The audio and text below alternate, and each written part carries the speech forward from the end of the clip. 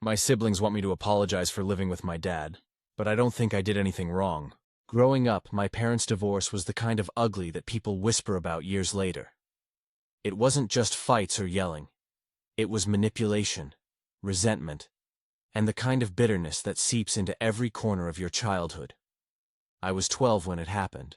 The youngest of four, my older siblings, Emily then 17, Luke 15, and Megan 13, chose to live with my mom while I ended up with my dad.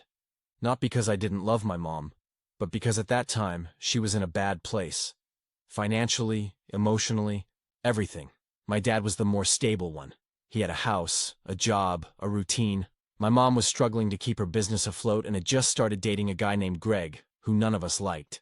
When it came down to choosing, I picked what I thought was the most logical option for a 12-year-old, the place that felt safe and familiar. But that decision, apparently, branded me as a traitor in my siblings' eyes. For years they treated me differently. At first, it was subtle. Less calls, shorter conversations. Then it turned cold. By high school, they barely spoke to me. If I texted, I'd get one-word replies. When I tried to visit Mom's side for holidays, it always felt like I was intruding. Emily once told me I didn't understand what Mom went through. And Luke said living with Dad was taking sides, but I didn't take anyone's side. I was a kid who just wanted to feel safe. My dad never talked badly about my mom, though. He had his flaws. Strict, emotionally distant, sometimes too focused on work. But he never poisoned us against her. When I'd ask about her, he'd just say, "She's doing her best." It was only later I realized how rare that restraint was. Fast forward to adulthood, I'm 27 now, and the family dynamic hasn't healed. I've tried to reach out multiple times. Birthdays, holidays, even just random messages. But it always ends up awkward or ignored. Meanwhile, my siblings remain thick as thieves. They do family vacations with Mom, celebrate milestones together, and post endless pictures that I'm never tagged in. I've been the odd one out for 15 years. A few months ago, I found out my mom was hospitalized for a heart issue. I dropped everything and went to see her. She was shocked to see me. Pleasantly, I think. But Emily, Luke, and Megan were all there, too, and the tension was instant. The air in that room could have frozen fire.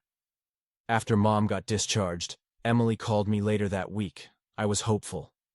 Maybe this would be the start of something healing. Instead, she told me that if I wanted to repair things with the family, I needed to acknowledge the hurt I caused by living with Dad. I was stunned. I asked her, "You mean, apologize for being a 12-year-old who didn't want to live in chaos?" She said it wasn't about the choice.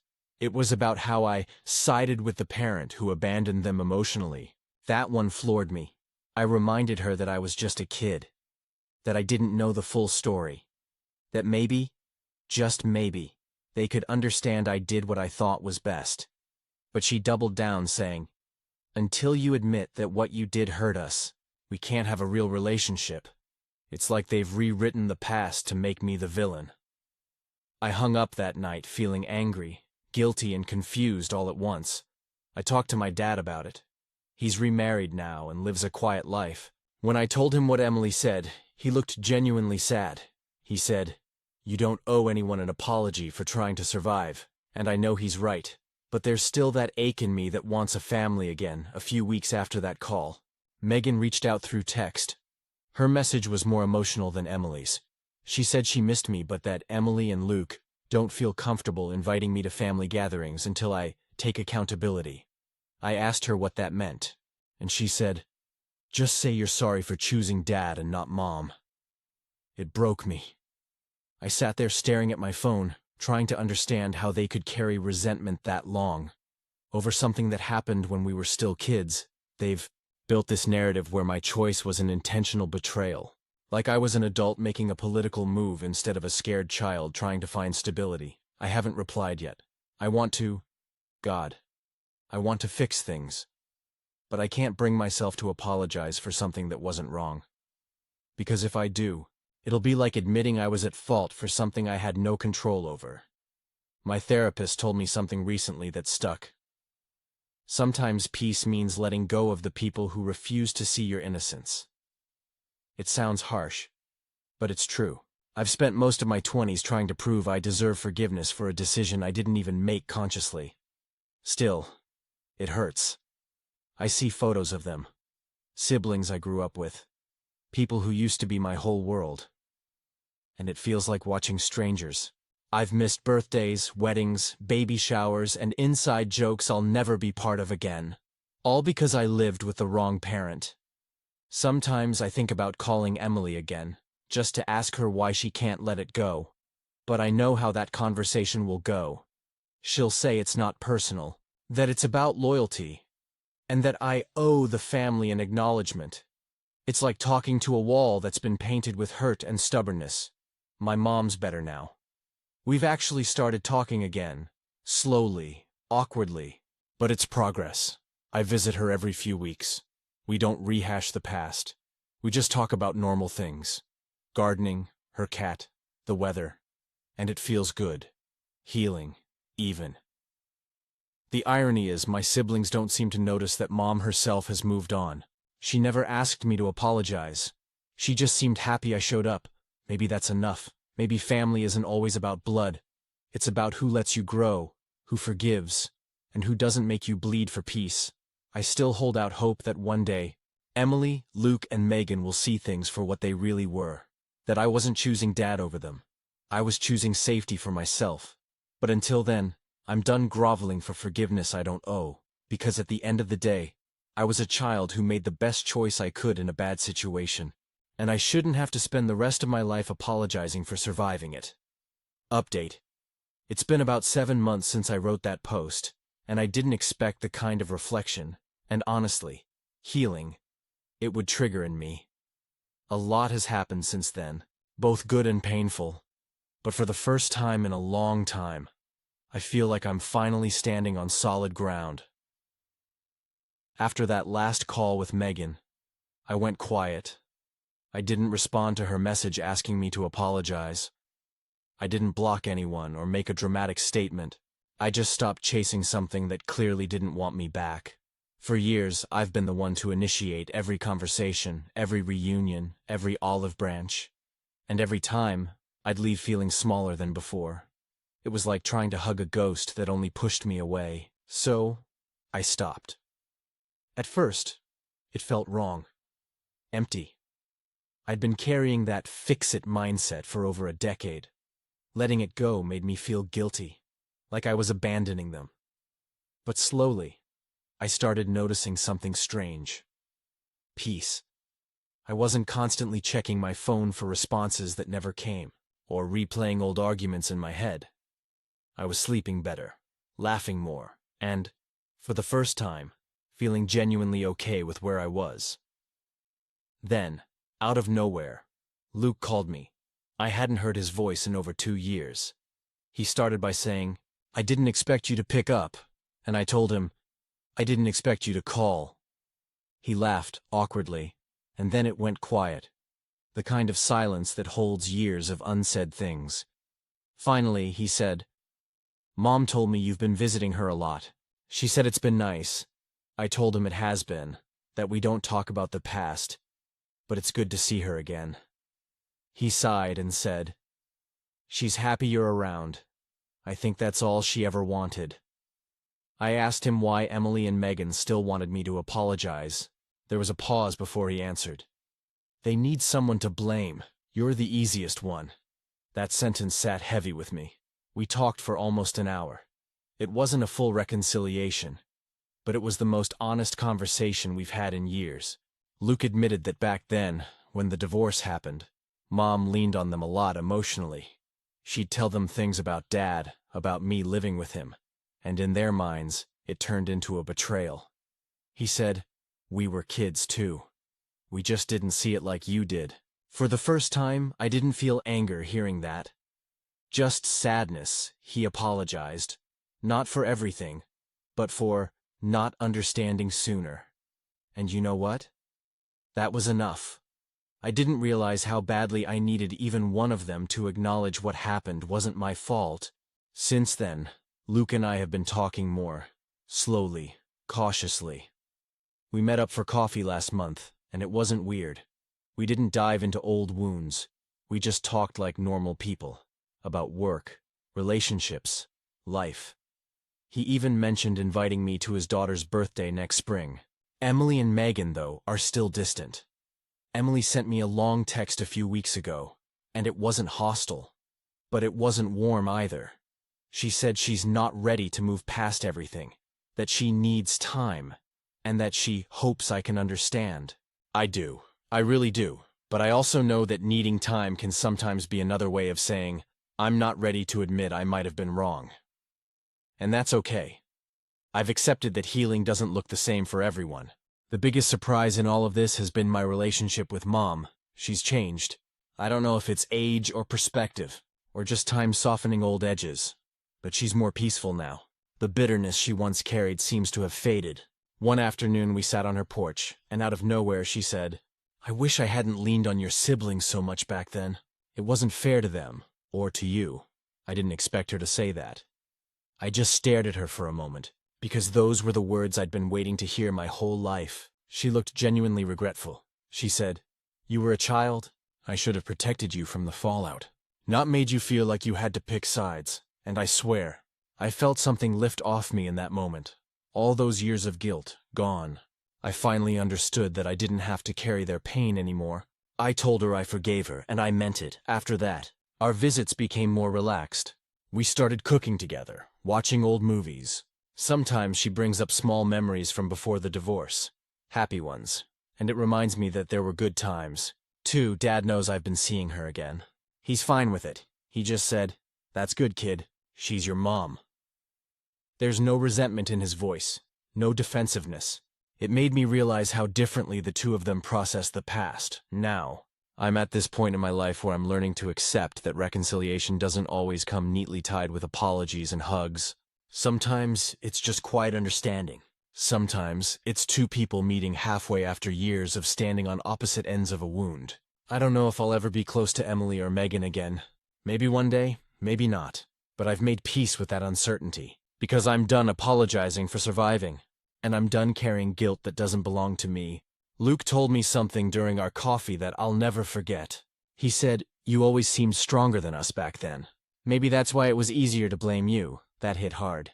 But I think he's right, because the truth is, I was strong, not because I wanted to be, but because I had to be, and I'm finally okay with that. So, to anyone who's ever been blamed for choosing peace over chaos, or stability over guilt, please know that you don't have to apologize for protecting yourself.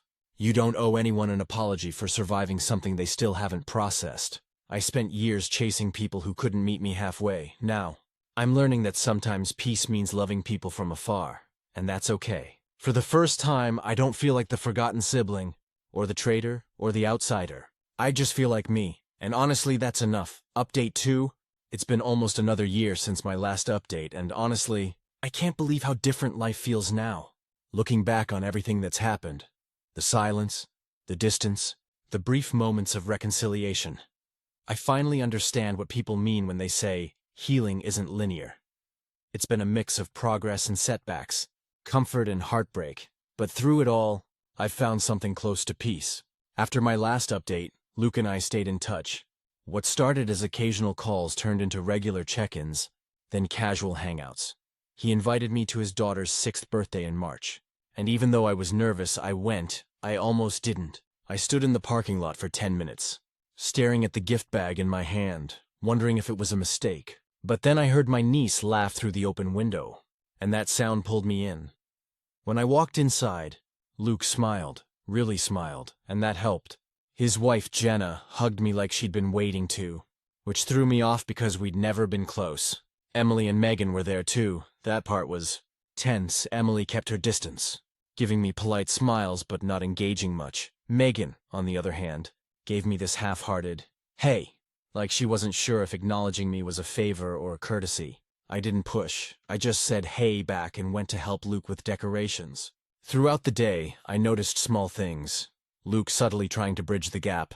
He'd call me over when the group was chatting, include me in conversations, make jokes to ease the tension, and even though Emily and Megan didn't say much, I didn't feel as invisible as I used to. It wasn't perfect. But it was something later that evening. When most of the guests had left, Megan approached me outside while I was helping clean up. She said, "You know, Mom really misses having all of us together." I told her, "I miss it too." Then she sighed and said, "It's just hard. It feels like we grew up on opposite sides of a line that none of us drew." That line stuck with me. We didn't resolve anything that night, but it was the first time she spoke to me without anger or accusation. There was sadness in her voice, maybe even regret. She didn't apologize, but she didn't attack me either. Sometimes neutrality feels like progress. A few weeks later, Mom invited all of us over for dinner. I'll admit, I thought it was a setup at first, some family intervention or something, but it wasn't. It was just dinner, roast chicken, mashed potatoes, and the same salad she used to make when we were kids. She said she just wanted everyone in one room. No tension, no sides, and surprisingly, it worked. We laughed, we talked about movies, work, stupid childhood stories. Emily even shared pictures from her trip to Colorado, and Megan teased her about the hiking gear she bought but never used. It felt normal, something I hadn't felt in years. After dinner, when everyone was helping clean up, Mom pulled me aside. She said, "I'm proud of you. You didn't have to come, but you did." I didn't realize how much I needed to hear that. Since then, we've had a few more family dinners. Not regularly, but enough to feel like something is mending. I'm cautious about it. I don't want to get my hopes up too high. But there's effort now. Effort that used to be one-sided. The other big change is with Dad. He's been battling some health issues lately. Nothing life-threatening, but enough to remind me that time is moving faster than I want it to. I've been spending more weekends at his house, helping him with things around the yard, cooking meals together. When I told him I'd been seeing Mom and the others more, he just nodded and said, "That's good. Don't let old pain eat New Year's." That sentence hit me so hard I had to step outside for a minute. He's right, though. For so long I was letting old wounds dictate my present. I was scared that reconnecting with one side meant betraying the other. But it doesn't. It just means I'm choosing peace over bitterness. Recently, Emily reached out again. It started small, sending me a recipe she thought I'd like, then a photo of her dog, then asking if I wanted to join her for coffee. We met last week, and I could tell she was nervous. She fiddled with her cup a lot, avoided eye contact at first, but then she said, "I think I judged you too harshly back then. I didn't really understand everything." I told her I understood why she felt the way she did, because from her side, it looked like I'd chosen Dad over them. She admitted that Mom used to vent to them about how you and your father left us, and that she internalized that narrative for years. It wasn't an easy conversation, but it was honest. For once, we weren't trying to prove who was right. We were just trying to understand. Before we left, she hugged me. It wasn't awkward or forced, just real. And that's when I realized something important. Closure doesn't always come as a single moment of forgiveness or apology. Sometimes it comes in fragments, an unexpected hug, a shared meal, a quiet laugh after years of silence. There's still distance, still history, but it's not heavy anymore. It's just there, and I can live with that. Mom's planning another family gathering next month. I said I'd bring dessert this time. She smiled and said, "You always made the best brownies." It's funny how small comments like that can make years of tension melt away. If there's one thing I've learned through all of this, it's that sometimes healing means letting go of the version of your family you wanted, and accepting the one that's actually possible. We might never go back to what we were before the divorce, and that's okay. We're older now. We've seen too much, learned too much, but maybe we can build something new from the pieces that are still good. And honestly, that's all I ever wanted. Stories number 2. My boyfriend makes me blush for all the wrong reasons. When I first met him, I thought he was the most magnetic person I'd ever seen. His name's Derek, and he's the kind of guy who could walk into a room full of strangers and walk out everyone's favorite person. He's tall, broad-shouldered, with that scruffy beard that looks good on exactly 1% of men and somehow works perfectly for him. When he laughed, people leaned in. When he told a story, you couldn't help but listen. I met him at my friend's backyard barbecue last spring. It was one of those days where the sun made everything look cinematic. Golden light through the trees, a faint hum of conversation. Someone playing Fleetwood Mac from a Bluetooth speaker. Derek was flipping burgers at the grill, beer in hand, telling a story about getting chased by a goose during a college prank. I remember rolling my eyes at his exaggerated goose noises, but I was smiling, and he noticed that was it. One smirk, one conversation about bad comedy movies, and suddenly, he was texting me the next day. We started dating fast. He made me laugh constantly. He'd surprise me with little things, sending memes, cooking breakfast, leaving post-it notes with dumb jokes like, "Your butt's cute. Have a good day." I hadn't laughed that much in a relationship in years. He was easy to love, but somewhere along the way, the same things that made him charming started to, well, embarrass me. It began small, like we'd be out at a restaurant, and he'd do this over-the-top bit with the waiter. He'd use a fake accent, British, Australian, sometimes something that wasn't any accent at all, and the waiter would give that polite but uncomfortable smile. I'd laugh it off. But inside, I'd cringe once at a nice Italian place. He loudly pretended to translate the menu like he was fluent in Italian. Everyone around us stared. I wanted to melt into the table. Then came the TikToks. Derek started making silly videos during quarantine, and they blew up. At first it was harmless. Him doing impressions, making fun of relationship quirks, that kind of thing. But his followers grew, and the videos got weirder. He started pranking me, filming my reactions. One morning, I woke up to find him filming me snoring with the caption, "Living with a chainsaw." Another time, he faked a proposal in Target just to capture people's reactions. When I realized what was happening, I froze, horrified, while strangers clapped. That video hit 1 million views. He was ecstatic, I was mortified. I told him how I felt, that it wasn't funny to me, that I didn't want to be part of the act without my consent. He apologized, genuinely, and said he wouldn't post anything with me in it again. And he didn't. For a while, but even without the camera, he still acted like life was one long performance. If we were grocery shopping, he'd narrate everything in a goofy announcer voice. If we were at a party, he'd crack jokes nonstop, turning even serious conversations into stand-up bits. Sometimes it was fun, sure, but other times, I wanted to have a normal moment, just exist quietly with him. I started noticing how people reacted. My friends found him hilarious at first. Then, slowly, they started calling him the entertainer. My mom thought he was funny, but exhausting, my sister whispered once. Does he ever turn it off? It wasn't until my best friend Jenna's wedding that it really hit me. We were at the reception, everyone dressed beautifully, the music low and romantic. Derek was tipsy, and decided he should spice up the dance floor. He grabbed a napkin, tied it around his head like a bandana, and started doing a ridiculous version of the worm. People laughed, phones came out, and suddenly everyone was chanting his name. I stood there, watching my boyfriend roll across the floor while the bride's grandmother tried not to get kicked, and something inside me just sank. It was like watching the curtain fall. Later, when we got back to our hotel, he was glowing with pride. "Did you see everyone cheering for me?" he asked, grinning. I just said, "Yeah." He noticed my tone and got quiet. "You didn't like it, did you?" I didn't answer right away. I just said, "I love you, Derek. But sometimes I feel like I'm dating a show instead of a person." That stung him. I could see it. He turned serious and said, "I don't mean to embarrass you, I like making people laugh. It's who I am." I told him I knew that, and I loved that about him.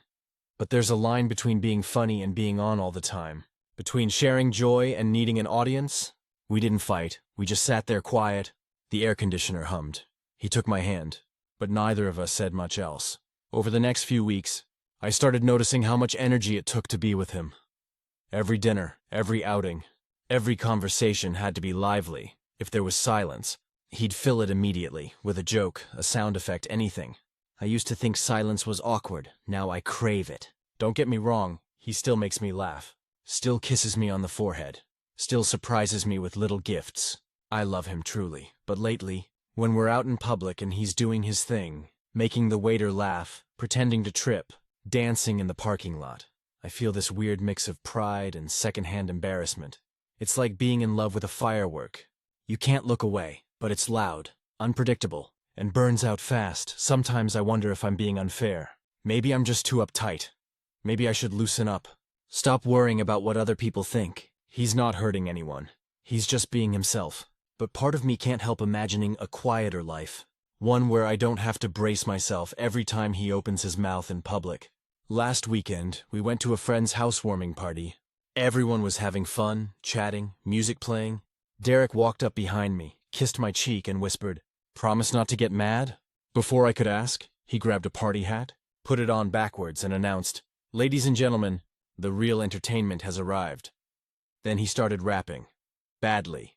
Hilariously. Intentionally awful. Everyone laughed, cheered him on, phones up again, and me?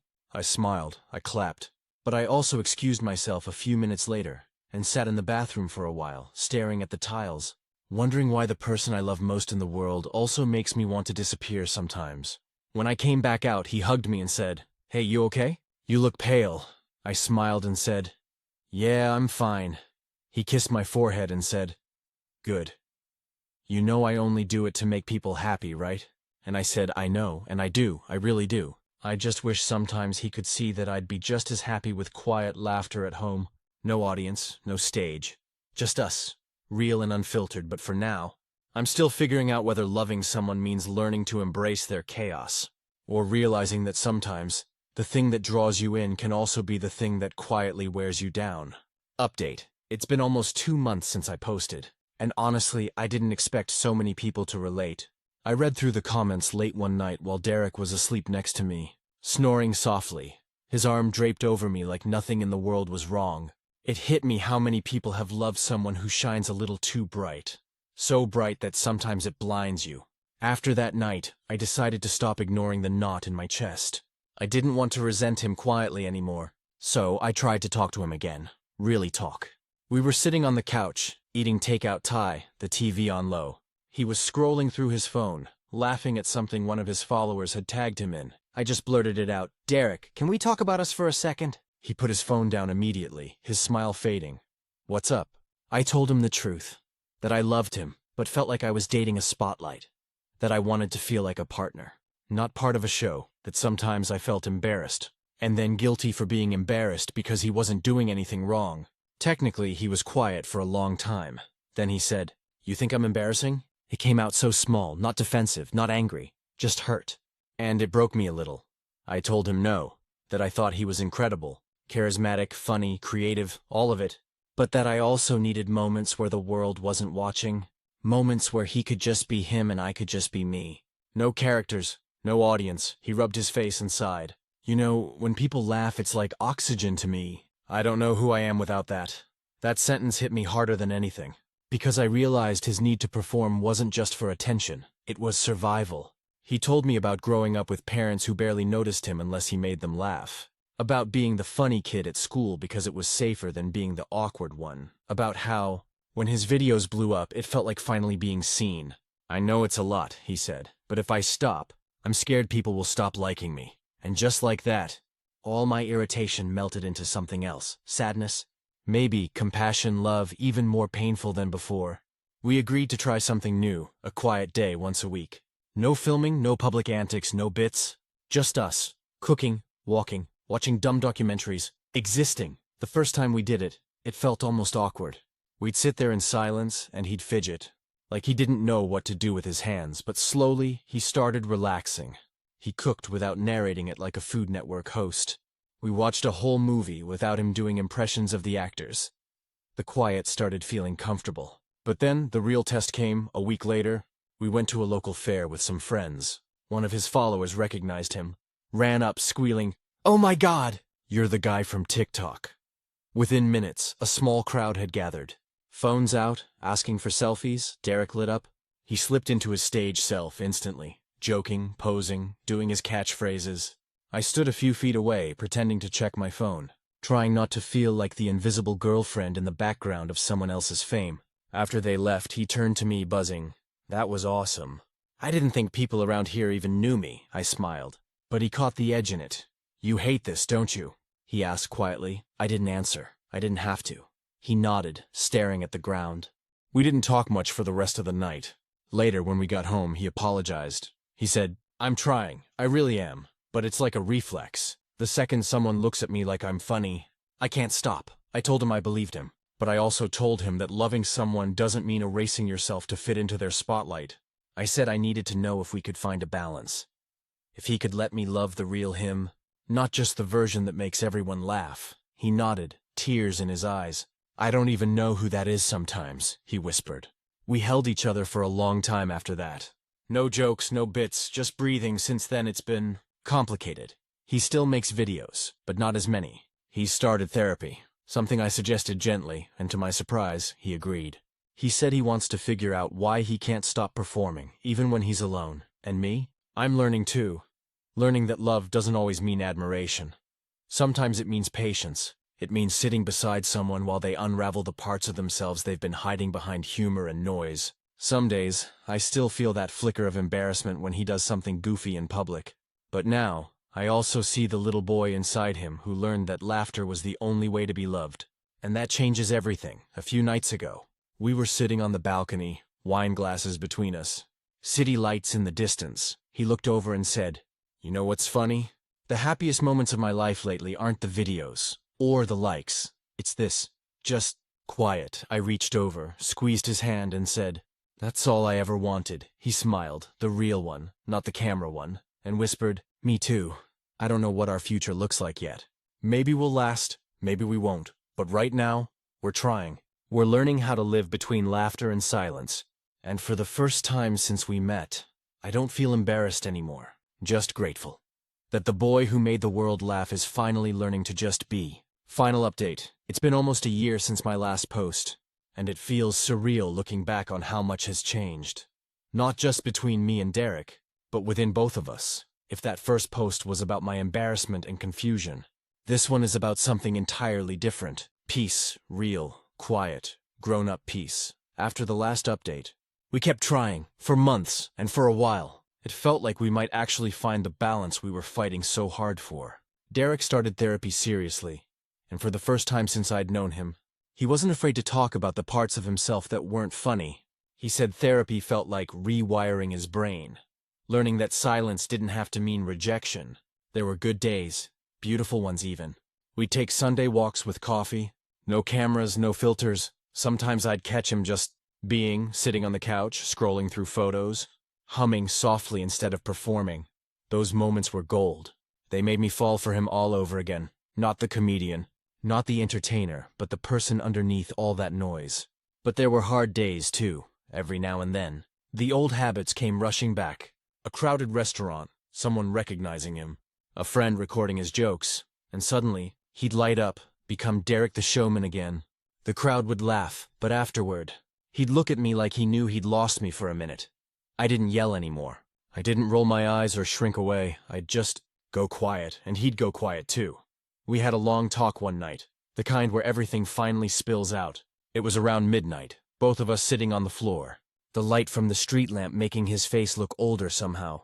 He said, "I love you, but I don't know how to be what you need without losing who I am." And I said, "I love you too, but I don't know how to keep loving someone who always needs an audience." There wasn't anger, or drama, or tears. Just this deep, sad understanding that sometimes love isn't enough if two people need different kinds of peace. 2 weeks later, I helped him pack. He moved into a small apartment closer to his recording studio. We hugged for a long time at the door, and I remember him whispering, "You made me braver than I ever was," I told him. "You made me softer than I thought I could be." We didn't promise to stay friends, we just said goodbye. The first few weeks after he left were quiet in a way that felt almost alien. I didn't realize how much space his energy had taken up, how full and loud and bright everything had been with him in it. I missed him terribly, but I also noticed how calm my body felt, how mornings weren't heavy with anticipation or worry about what kind of day it would be. I started rediscovering my own rhythms. I picked up painting again. I started running before work. I let myself breathe without having to share the air with anyone else's performance. And weirdly, Derek didn't disappear completely. He started a podcast, just him talking, not joking, but talking about mental health, burnout, and the pressure to always be on. I listened to the first episode one night while cooking dinner, and I cried halfway through. He talked about how he used humor as armor, how it saved him but also kept him from really being known, and then he said something that made me freeze. There was someone I loved once who didn't laugh at my jokes the way everyone else did. She looked at me like she could see the tired part of me, the part I didn't show anyone, and for a long time, I thought that made me less. Now I realize. She was seeing me. I knew it was about me, and instead of sadness, I felt this deep, quiet warmth, because that was all I ever wanted, for him to see himself the way I did, not through the lens of applause or laughter, but through stillness. We didn't talk for months after that, and I didn't reach out. I didn't want to reopen anything that had finally found peace. But last week, I was at the farmer's market with my friend Jenna, and I saw him across the street. He looked different, calmer, his beard trimmed, his shoulders less tense, his phone in his pocket instead of in his hand. He noticed me too. We waved, then, almost in sync, we crossed the street toward each other. We hugged.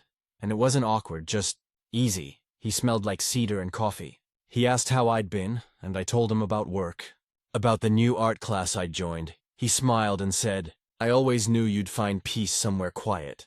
I asked how he was, and he said, "Good, for real this time." He told me he still makes content, but it's different now, more real, more grounded. "You'd probably actually like it now," he joked. Before we said goodbye, he said, "I'm glad you posted that story."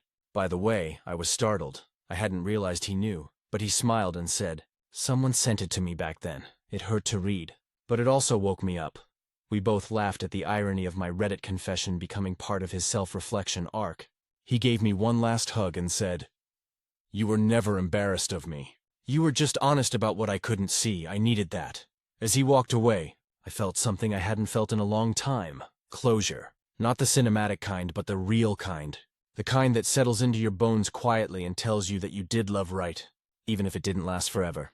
Now, I'm in a new apartment. Smaller but sunnier. My mornings start slow, with coffee, soft music, and sometimes the faint hum of laughter from a podcast playing in another room. Not his, but sometimes I'll listen to his voice again, and it doesn't ache anymore. It just feels like a chapter I'm grateful to have lived. Loving Derek taught me that attraction and embarrassment can coexist, that you can adore someone and still outgrow the way you fit together. It taught me that love doesn't always mean holding on. Sometimes, it's letting both people finally stand in the quiet without needing to fill it. And me? I'm happy. I really am. The kind of happy that doesn't need a performance. Just the sound of my own laugh, unprompted, and the peace that follows after. Stories number 3, my son doesn't have to knock. When my wife Lacey and I first bought our house 15 years ago, I remember walking through the empty rooms and saying it felt like our forever home. It was the first place that was really ours. We raised both of our kids here, our daughter, Natalie, who's 23 now, and our son Owen, who just turned 19. Owen still lives with us while he goes to community college. He's majoring in computer science and works part-time at an electronics store. He's quiet but kind, the kind of kid who'll stop what he's doing to help you carry in groceries. He's not messy, not rude, not entitled, just a good kid trying to figure out life. This whole thing started over something that should have been small. I still can't believe how much it's blown up. Lacey has always been big on boundaries. And don't get me wrong, I get it. Everyone deserves privacy, but she's been strict, I guess you'd say. She's the kind of person who knocks before entering any room, even the bathroom, even if the door's wide open. That's how she was raised. Me, I grew up in a louder, more casual house. If a door was closed, you yelled, "Hey, you decent?" And that was that. A couple months ago, Owen came into our bedroom early one morning to ask if we had any laundry detergent left. The door was shut but not locked, and he just walked in. Lacey was half-dressed, getting ready for work, and she freaked out. She yelled at him to get out, and he did, totally embarrassed. Later that day, she told me she wanted to set a rule that Owen had to knock before entering any room, including ours.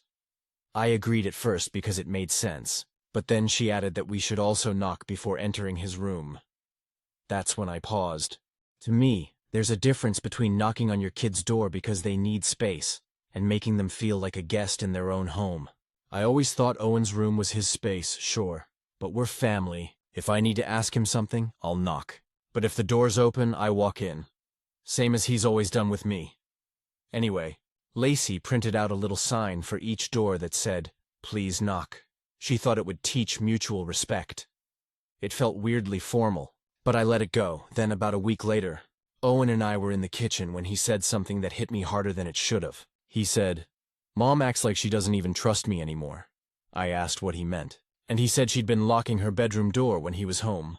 He'd tried to ask her a question about laundry again, but the door was locked, and she'd yelled through it to, "Wait until I'm done." He looked so uncomfortable. That night, I brought it up to Lacey. I told her she was taking the knocking rule too far. She said I was undermining her and that our son needed to learn adult boundaries. I said he's 19, not some creepy stranger. She said that's exactly why she wants to reinforce the rule. He's an adult now. We didn't fight, but we went to bed tense. A few mornings later, I was in the garage working on my motorcycle. Owen came in without knocking and started helping me. Lacey came out to ask if I'd seen her phone charger and saw him there. She gave me a look, this kind of cold, warning stare, and later when Owen went to class, she said, "You need to stop telling him it's okay to walk into rooms. You're confusing him." I told her I wasn't confusing anyone. I was reminding our son that this is his home too. She got quiet for a minute and then said, "It won't be forever." That one hit like a gut punch. We didn't talk much that week, but then last Friday everything exploded. I was sitting on the couch reading, and Owen came out of his room to grab a snack. The dog, Charlie, was whining at the back door. So Owen went to let him out. Lacey was coming down the hall from our bedroom, and she saw Owen pass by our door. The door was slightly open, so he just called out, "Hey Mom, have you seen my charger?" She snapped. She told him, "How many times do I have to tell you to knock?" and slammed the door in his face. Owen looked stunned. I told her to calm down, and she turned it on me, said I was teaching him to ignore her boundaries. That night, she accused me of being disrespectful and said I was raising him to disregard women's privacy. I couldn't believe she said that. I told her, "This isn't about gender, it's about family." She didn't like that either. Owen overheard part of it and came out later saying, "I'll just knock, Dad. It's not worth the argument." He said it quietly, but I could tell it hurt him. He went back to his room and stayed there the rest of the night. The next morning, he left early for work without saying much. Later, he texted me that he might start spending weekends at his friend's apartment near campus. That broke my heart. Lacey says this is exactly what happens when parents don't set boundaries. That kids get too comfortable and stop respecting them. I think what's really happening is that she's pushing him away when we don't have much time left with him at home. I tried to talk to her again last night. I told her I understood where she was coming from, but that I'd rather Owen feel comfortable than cautious around us. She said, "You're being sentimental. He's not a little boy anymore," I said. "Maybe not, but he's still our son." She rolled over and went to sleep. Now things are awkward. Owen barely talks to her. He and I still hang out. But he keeps asking if it's okay to come in when the door's closed, even to my garage. I tell him every time, "You never have to knock with me." Bud, Lacey overheard me say that yesterday and stormed off. She told me I'm undermining her authority and that I'm making her feel unsafe in her own home. That part threw me off. Unsafe? From her own son? I told her if she feels unsafe because our kid doesn't knock before asking for detergent, that's not about him, that's about her. She didn't like that either. So now we're in this weird cold war in our own house. She locks the bedroom door every night. Owen mostly keeps to his room or goes to work. I'm caught in the middle, feeling like I'm choosing between keeping the peace and keeping my son comfortable in his own home. I don't want to disrespect my wife, but I also don't want to treat my son like a stranger in the house he grew up in. He'll be gone in a year or two anyway. And the thought of him remembering home as a place where he had to knock just to talk to his mom makes my stomach turn. I get the whole boundaries thing, but there's a line between privacy and paranoia. And right now it feels like we crossed it. Update: it's been about 6 weeks since I first posted, and things in our house have shifted. Some for the better, some not so much. I didn't expect something as simple as a door rule to pull at the seams of our family like this, but it did. And now that I've had time to see the bigger picture, I think it's about more than just knocking. After that last blow-up, Owen started spending more nights at his friend Ryan's apartment near campus. He'd still come home for dinner sometimes, mostly when I was grilling or when Lacey was working late. He'd hang out in the garage with me, fix his bike, talk about school, but he started saying things like, "It's just easier to be there, Dad, no tension." And I couldn't blame him. The house felt like walking through a storm that never broke. Lacey and I barely spoke for almost a week. The silence between us was thick. When we finally did talk, it wasn't calm, it was clipped and defensive. She said, "You've made me feel like I can't even set boundaries in my own home without being the villain." I told her, "You're not the villain, but you're treating your son like he's someone to be guarded against." She didn't say anything for a while, then asked, "Do you think I'm crazy?" And I said no, I didn't think that. I thought she was scared. That stopped her cold. I told her I thought part of this had nothing to do with Owen at all. It was about her struggling with how fast everything was changing. Natalie had just moved out last year, Owen was becoming independent, and for the first time in 20+ years, she was losing her full-time identity as mom. She didn't argue. She just cried we didn't fix it that night. But it was the first honest conversation we'd had in months. A few days later, Owen came home to grab some stuff, and Lacey pulled him aside to talk. I stayed in the kitchen and let them have space. Later, he told me she'd apologized, not for the rule, but for making him feel like she didn't trust him. He said it was awkward but sincere. She told him she just wanted to teach him respect for other people's privacy before he moves out and gets a place of his own. He said he understood that, but that it made him feel like he was being pushed away. That seemed to sink in for her. After that, she started softening. She still keeps her door closed when she's changing, but she stopped locking it all the time. And she stopped giving me the death stare every time Owen came into a room without knocking. Then something unexpected happened, a few nights ago. We were watching a movie, just the three of us. And during a scene where the mom and son are talking in the kitchen, Lacey laughed and said, "You know, I used to be that mom." Owen looked over at her and said, "You still are, Mom." It was small, but it felt like a peace offering. We're not perfect, though. There's still this invisible tension sometimes, especially when it comes to how we define respect. Lacey's still big on boundaries. And I'm still the let-him-be-comfortable parent, but I think we've both realized it's not a competition. It's a balance we're still figuring out. The real turning point came last weekend. Owen came home for the whole weekend because Ryan's apartment had plumbing issues. Lacey made pancakes on Saturday morning, something she hadn't done in ages, and Owen came in while she was cooking. The door to our bedroom was cracked open. He peeked in and said, "Hey, you decent?" And she actually laughed. Later, she told me she realized something that morning. The knocking thing wasn't really about privacy. It was about control. She said she'd been holding on too tightly because everything else in her life felt like it was changing too fast. I told her I understood because I felt that too. In a different way, I missed the days when the kids were small, when they'd burst through our door in the middle of the night after a bad dream. No hesitation, no knocking required. Lacey and I started going to a few counseling sessions. Not because we were on the brink of anything, but because we wanted to figure out how to handle the empty nest transition better. The therapist said something that stuck with me. Boundaries without warmth build walls, not safety. That hit us both hard. Since then, Lacey's been making an effort to be warmer with Owen. She still expects him to knock sometimes, but she stopped treating it like a commandment. Owen, for his part, started doing it naturally. Not because he's scared, but because he wants to show respect. One night last week, he came into our room and asked if he could borrow my truck to move a desk he found on Marketplace. He knocked once, waited half a second, then poked his head in. Lacey smiled and said, "See?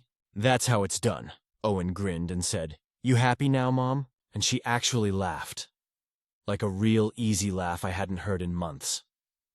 After he left, she turned to me and said, "You were right. It wasn't about knocking. I think the hardest part of parenting isn't the big things. It's realizing when to stop being the authority and start being the support." I still think Owen never needed to knock, but I also see that sometimes compromise isn't about who's right. It's about who's ready to let go. Owen's already talking about transferring to a 4-year college next fall. The thought of him moving out completely hits both of us in different ways. But this time I think we'll handle it better. We're learning that letting your kid grow up doesn't have to mean closing the door. Final update. It's been almost a full year since that first post about the knocking rule, and it feels strange looking back at how tense our house used to be. I didn't realize at the time how much that one argument reflected deeper things going on under the surface. Fear, pride, love, and the hard truth that family doesn't stay frozen in time, no matter how much you want it to. Owen officially moved out in August. He transferred to a 4-year college 2 hours away, got a little apartment with 2 roommates, and started working part-time at a computer repair shop near campus. The day he moved, the house felt quieter than I expected. Not empty, just still. Lacey handled it better than I thought she would. The week before he left, she helped him pack, labeled his boxes, made a folder with all his important paperwork. She was still her meticulous, rule-loving self, but there was something gentler in the way she did it. She hugged him at least 5 times before he even made it to the car. Right before we pulled out of the driveway, she said, "You call before you visit, okay?" And Owen laughed and said, "So now you get to knock before coming into my place?" It was such a small, perfect moment that we all laughed until we cried. After he left, the house felt too big. I'd come home from work, and Lacey would be sitting on the couch scrolling through her phone, the TV off, Charlie asleep at her feet. We started talking more, really talking. About the kids, about us, about what comes next. We've kept up with therapy, and it's been surprisingly helpful. Our counselor said something in one of our sessions that stuck with me. When parents stop knocking on their children's doors, they start knocking on each other's again. It made both of us laugh, but the truth behind it hit deep. Lacey admitted she'd spent so many years being the gatekeeper of everyone's comfort, making sure the kids had boundaries, rules, structure, that when they started growing up, she didn't know how to stop being that person. It's hard, she said. I didn't know how to stop being Mom the protector and just be Lacey again. We've started reclaiming some of that. On weekends, we take long drives to the lake or go to little antique stores out in the country. We sit on the porch with coffee in the mornings and talk about random things. The neighbors, the dog, old memories. It's quieter, yes, but it's also peaceful in a way that feels earned. Owen comes home about once a month, the first time he visited. I was in the garage fixing the lawnmower when I heard his car pull up. Before I could even get to the door, he was calling, "Hey, anyone home?" And walking right in, no knocking, just like old times. Lacey looked up from the kitchen table and smiled. "Guess some rules don't stick," she said, but there was no irritation in her voice. She sounded happy. Later that night, while Owen was telling us about his new classes, Lacey said, "You've grown up a lot." He laughed and said, "Yeah, college'll do that." Then she added, "But don't grow up so much you forget you can still come home." I think that was her way of saying everything she'd struggled to put into words all year. The next morning, Owen left early, and when I went into the kitchen, Lacey was wiping the counters and said quietly, "I think I needed to learn how to open doors again." She was right. Somewhere along the way, both of us had closed off parts of ourselves, not just to Owen, but to each other. We'd been protecting instead of connecting. Now, we're trying to do the opposite. For the first time in years, our bedroom door stays open most nights. Not because we're trying to make a point, but because we don't need to prove anything anymore. A few weeks ago, I visited Owen at his apartment to drop off some tools he wanted. His roommates were out, and when I knocked, he yelled, "Door's open." The moment I stepped inside, I remembered every argument, every tear, every slammed door from last year, and then I realized how far we'd come. We sat on the couch, ate pizza, and watched the game. Before I left, he said, "Hey, Dad, thanks for having my back then. I know you and Mom fought over it, but it meant a lot." I told him I didn't always handle it perfectly, but that I just wanted him to feel like home was always home. He smiled and said, "It still is." When I drove back that night, I thought about how something as simple as knocking, something I used to roll my eyes at, ended up teaching all of us something about space, trust, and love. Sometimes the hardest part of parenting is realizing your job is to build a home your kids can leave without losing it completely. And maybe the door thing doesn't matter anymore. Maybe it never really did. But what mattered, what still matters, is that he knows he can always come home and walk right in. No knocking required. Stories number 4. My husband is convinced my hair will kill our baby. I never thought I'd be writing something like this, but lately, my life feels like a slow descent into some bizarre parenting horror movie where the villain is my hair. I'm 28, my husband Josh is 31, and we just had our first baby, our daughter Mia, 2 months ago. I love her more than I ever thought was possible, but postpartum life has been rough. Between the sleep deprivation, the hormones, and trying to figure out how to be a mom, I already feel like I'm barely holding it together. The last thing I expected was that I'd be fighting with my husband over my hair. It started about 3 weeks after Mia was born. I noticed I was shedding more than usual. Postpartum hair loss is common, so I didn't think much of it. I'd find strands on my pillow or in the shower drain, but then Josh started acting weird about it. One morning I came into the nursery to find him changing Mia's diaper with this hyper-focused look on his face. He had tweezers in his hand and was picking something off her onesie. When I asked what he was doing, he said, "There was a hair wrapped around her toe. It could have cut off circulation." I freaked out for a second because, yes, I've heard of hair tourniquet syndrome. It's rare but real. Still, the way Josh said it was like he'd just defused a bomb. He held up the hair like it was evidence of a crime, then said, "You need to be more careful. This could have killed her." I apologized. Of course I felt terrible, but after that he became obsessed. Every day he'd inspect Mia's fingers and toes, running his hands over her clothes, even shaking out her blankets before putting them near her. At first, I appreciated that he was being cautious, but it's gotten to a point where it's not normal anymore. Last week, he told me he doesn't want me holding Mia unless my hair is tied up.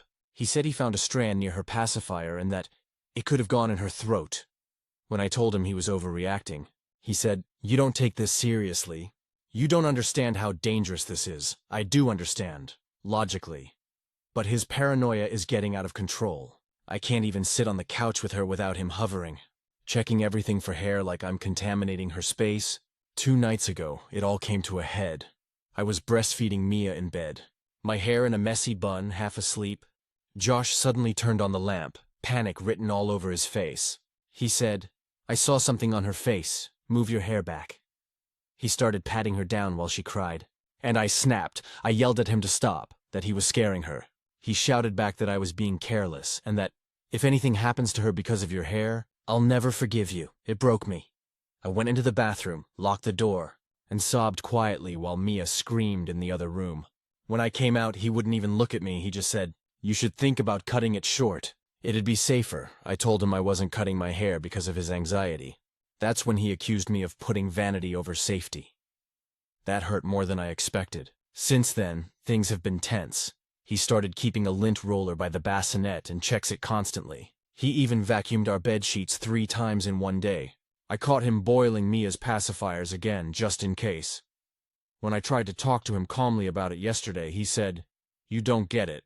Babies die from this." He showed me articles and photos from Reddit threads and parenting forums, terrifying stories.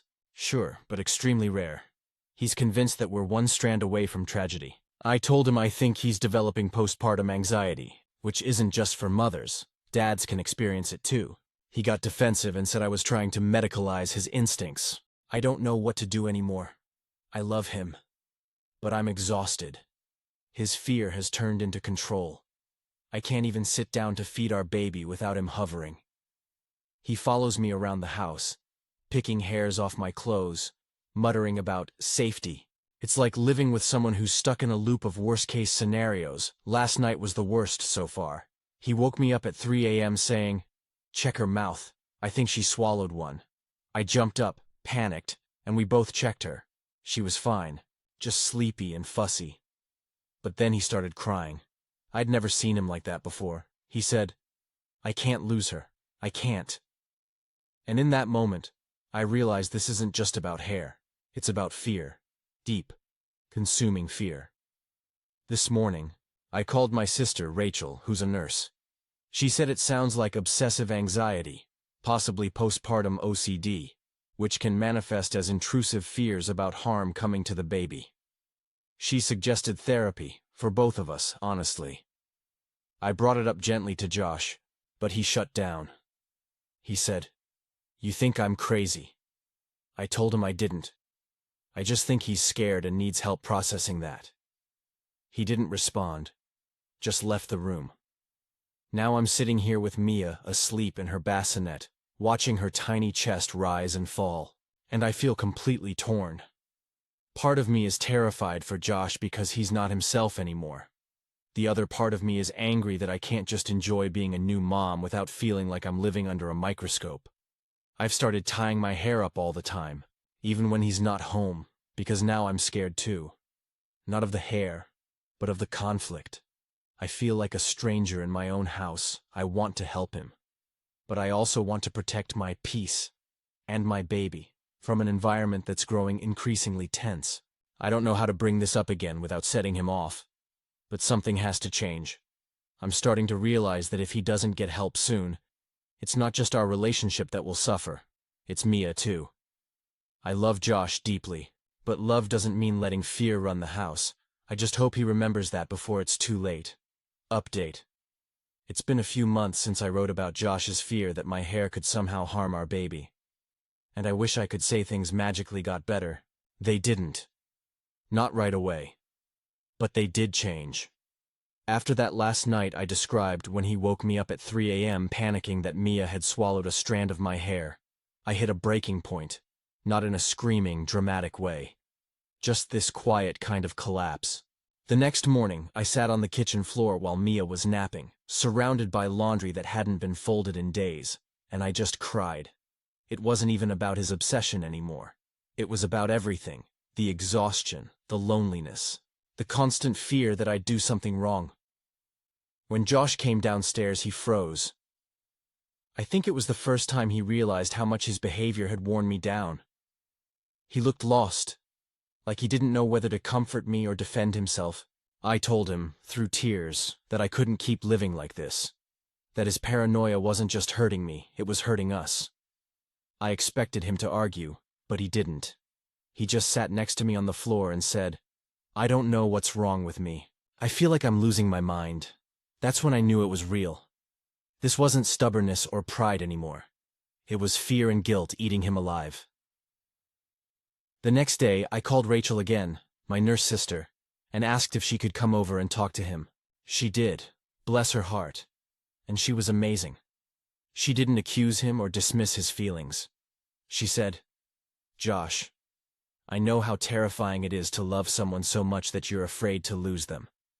But your fear isn't protecting her. It's suffocating you." He broke down right there. After that, we made an appointment with his primary care doctor. From there, he was referred to a therapist who specializes in postpartum and anxiety disorders in men. I didn't even know that was a thing, but apparently, it's more common than people think. The therapist diagnosed him with postpartum OCD. It made so much sense once we understood it. His fears weren't about logic. They were about intrusive thoughts he couldn't control. The hair thing was just the form those thoughts took. The therapist explained that his brain had latched onto a real risk like hair tourniquet syndrome and amplified it into something catastrophic. Josh started therapy and, after some hesitation, agreed to medication. The first few weeks were rough. He'd oscillate between relief and guilt, saying things like, "What kind of father thinks this way?" But therapy helped him understand that intrusive thoughts don't mean you want bad things to happen. They just mean your brain is trying too hard to prevent them. Slowly, things began to shift. At first, the changes were small. He stopped inspecting Mia's clothes after every diaper change. Then he stopped vacuuming the bed every morning. The day he let me feed her without hovering nearby. I cried quietly after he left the room. Not out of sadness, but relief. A few weeks later, I caught him brushing my hair while Mia slept in her bassinet. He said, "I miss this." That moment broke me a little, in a good way. There are still bad days, of course. Sometimes when Mia's crying too hard, or if he finds one of my hairs near her crib, I can see the panic flicker across his face. But now, instead of spiraling, he takes a breath, grounds himself, and says, "She's fine. I'm fine." And most of the time, he's right. I also started therapy myself, because living in that constant anxiety took a toll on me too. I learned that it's okay to admit when something scares me, even if it's not logical. I used to walk on eggshells around Josh, but now we actually talk, really talk, about how scared we both were to be parents, how unprepared we felt, how no one really warns you how fragile those first few months can make you feel. We've started doing family walks in the evenings again. Mia's 7 months old now. Chubby cheeks, curious eyes, a little laugh that fills the house. She's thriving, and I think, in a way, so are we. A few days ago, I was folding laundry on the couch while Josh played peekaboo with her. One of my hairs landed on his shirt, and I noticed it before he did. I watched, waiting for the reaction that used to come so easily. He looked down, saw it, smiled, and just brushed it away. That was it. It sounds so small, but it felt like witnessing a victory. Later that night, when we were lying in bed, I told him I was proud of him. He said, "I'm proud of us. We didn't let fear win." And he's right. We didn't. If there's one thing I've learned from all this, it's that postpartum struggles don't always look like what you expect. Sometimes they look like panic or control or misplaced obsession. Sometimes they hide behind good intentions, but when love and fear get tangled together, you have to choose which one you feed. We chose love. Now, I wear my hair down again. Mia tugs at it sometimes, and Josh just laughs. There's no panic, no tension, just this quiet, ordinary joy I thought we might never get back. And I think that's what healing really is. Not a sudden fix, but a return to ordinary moments that finally feel safe again. Final update. It's been almost 2 years since everything happened. The fear, the sleepless nights, the constant tension. And I can finally say that our home feels peaceful again. I don't mean that everything's perfect or that life magically became easy. But there's this quiet normalcy now that I never thought we'd find. Mia's turning 2 next month. She's walking, talking, and discovering the world with the kind of fearless curiosity that makes my heart ache in the best way. She's obsessed with stacking blocks, chasing bubbles, and trying to brush my hair with her tiny hands. Every time she does, I can't help but think about how something as simple as my hair used to be the thing that tore our household apart. Now it's just another thing that makes her giggle. Josh has come so far, he's still in therapy, and he still takes his medication. But the difference between the man he was then and the man he is now is night and day. I used to see fear in his eyes constantly. This deep, unrelenting dread that something would go wrong, that he'd fail as a father. Now I see calmness, confidence, joy. A few months ago, he told me something that stuck with me. We were sitting outside on the porch after putting Mia to bed, and he said, "You know what scared me the most back then? It wasn't your hair. It was the idea that something bad would happen, and I'd be helpless to stop it." That hit hard, because it made me realize how much of his anxiety had been about control. The truth is, parenthood is the most helpless love there is. You love someone so much it hurts, and you can't control the world around them. You can only try to make it safer, softer. For Josh, that helplessness turned into obsession. And for a while, it controlled both of us. But now, he's learning to live with uncertainty. We both are. I think therapy helped him more than anything. His therapist, Dr. Lane, introduced him to exposure therapy, which meant slowly letting go of the rituals that made him feel safe. It started small, letting me feed Mia without double-checking her onesie for hair. Then leaving her with my mom for a few hours. Then, finally, letting her nap in her crib without checking on her every 5 minutes. Every milestone came with anxiety, but also pride. I remember one night when Mia was about a year old. Josh had just finished rocking her to sleep. He came out of her room, leaned against the doorframe, and said quietly, "I didn't check her hands or her feet." I didn't even realize what he meant at first, but then I saw the tears in his eyes. He was proud of himself, and I was proud of him too. There are still moments when I catch glimpses of the old fear. If he finds one of my hairs in Mia's crib, or near her toys, he'll pause for half a second, take a deep breath, and remind himself she's okay. He even laughs about it sometimes now, saying, "Guess your evil hair is at it again." Humor, for us, became a kind of healing. As for me, I finally grew my hair out again. For a while I kept it short just because it felt safer.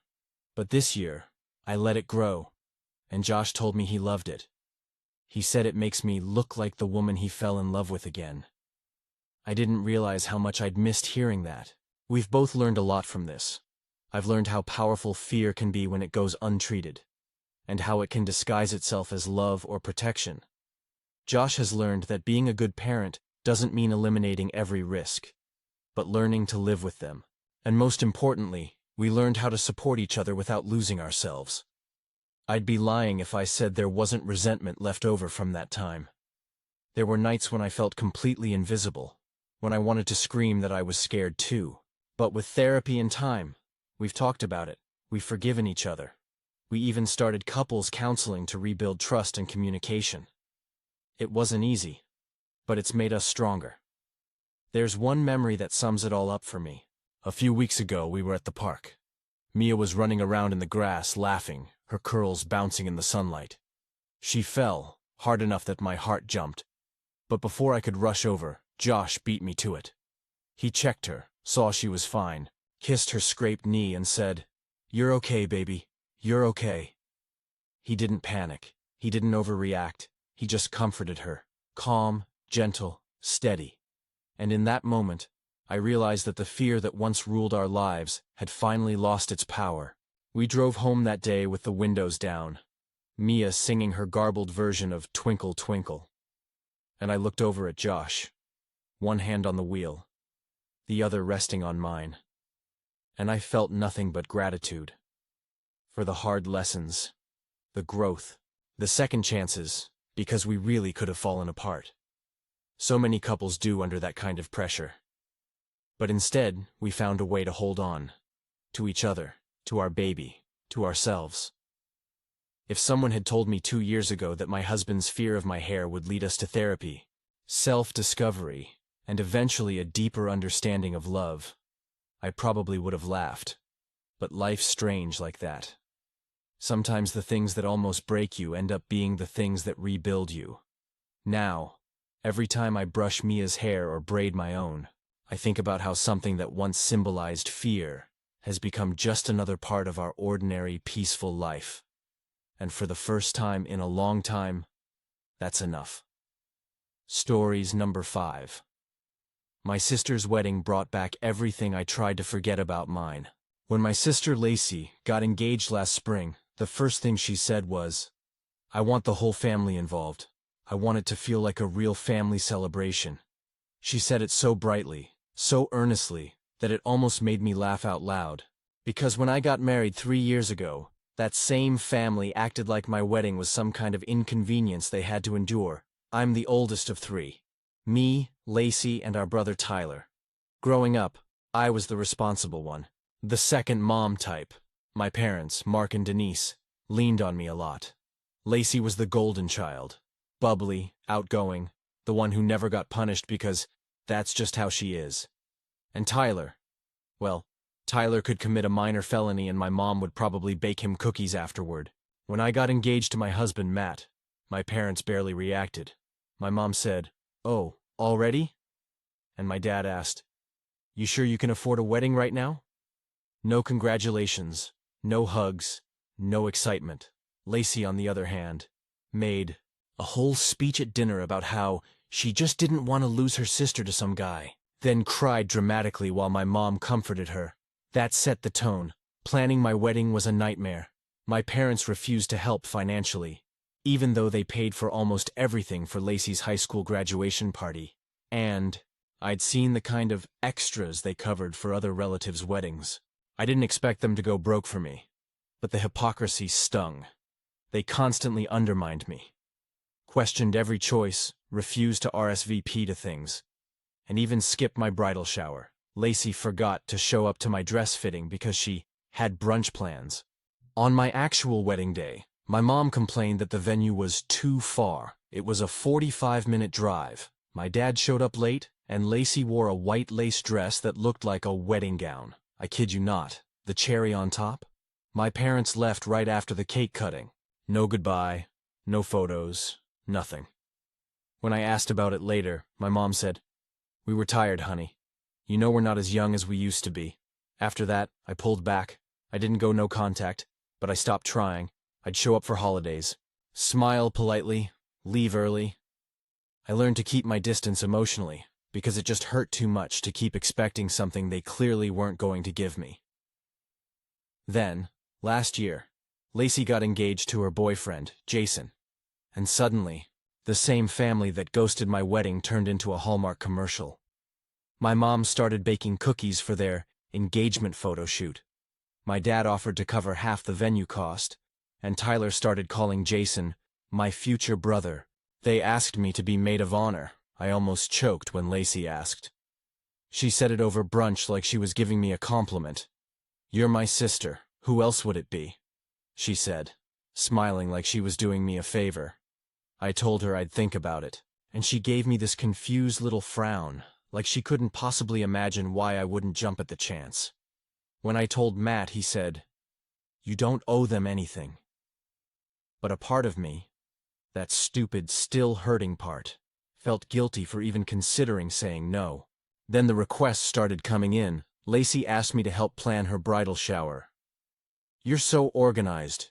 To host a sister sleepover before the wedding, to make a sentimental toast at the rehearsal dinner, and to help her with the family unity tradition, something our mom made up years ago, where the bride and her sister pour colored sand into a vase together to represent lifelong sisterhood."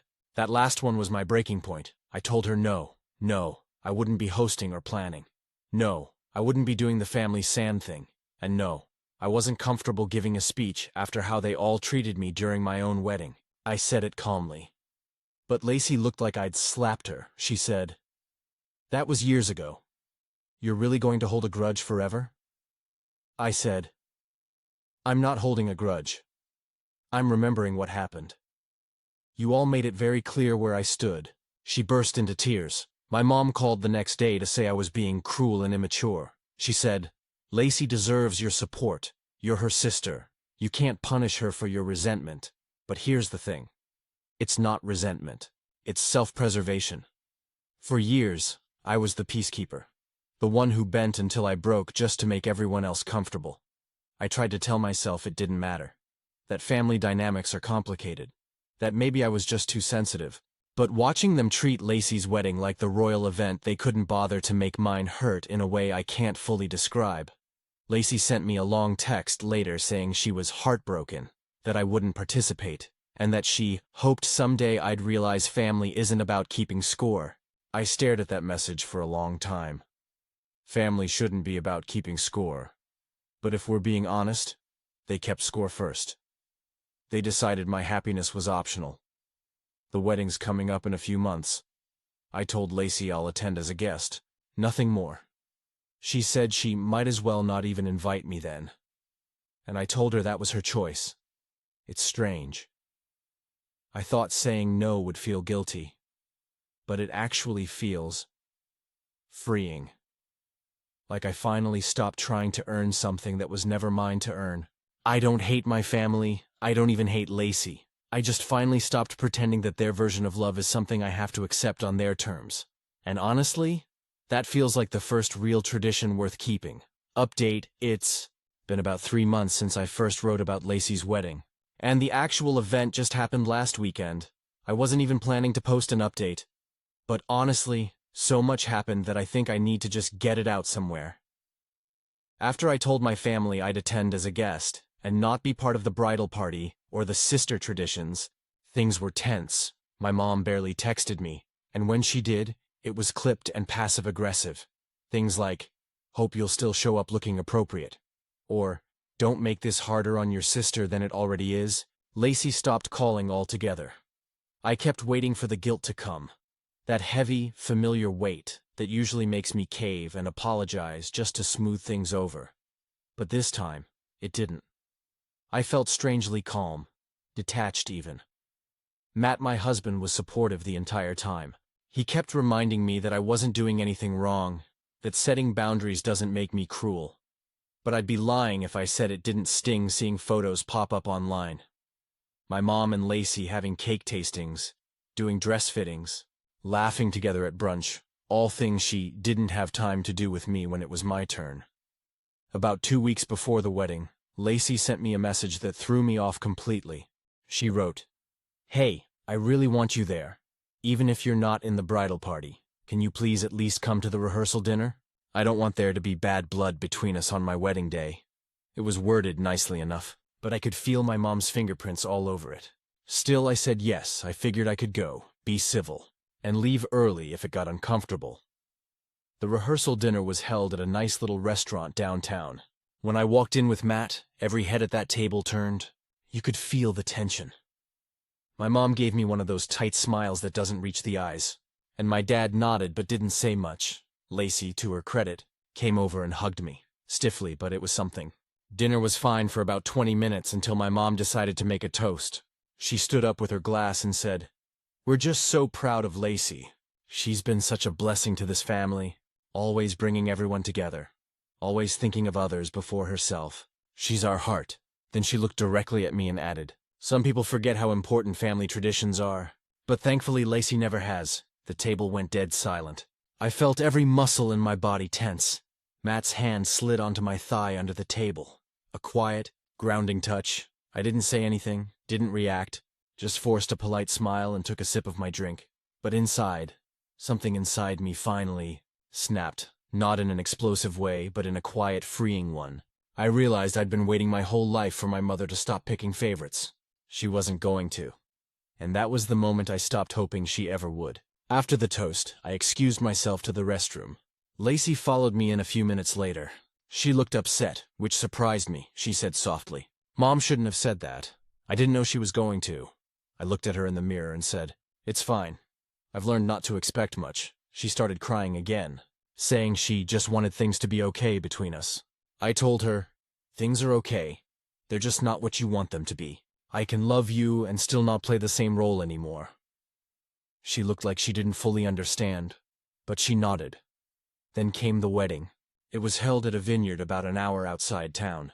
Beautiful setting, perfect weather, Pinterest perfect decor, and yeah, I'll admit it, for a second, walking in and seeing it all, that familiar ache came back. The why wasn't my wedding worthy of this? Ache. But then I saw Matt talking to some guests, smiling, completely at ease, and I remembered that my wedding, small, imperfect, quiet, was still ours. And it had joy that didn't depend on my parents' approval. Lacey looked stunning, she really did. And when she walked down the aisle, I felt this mix of pride and grief.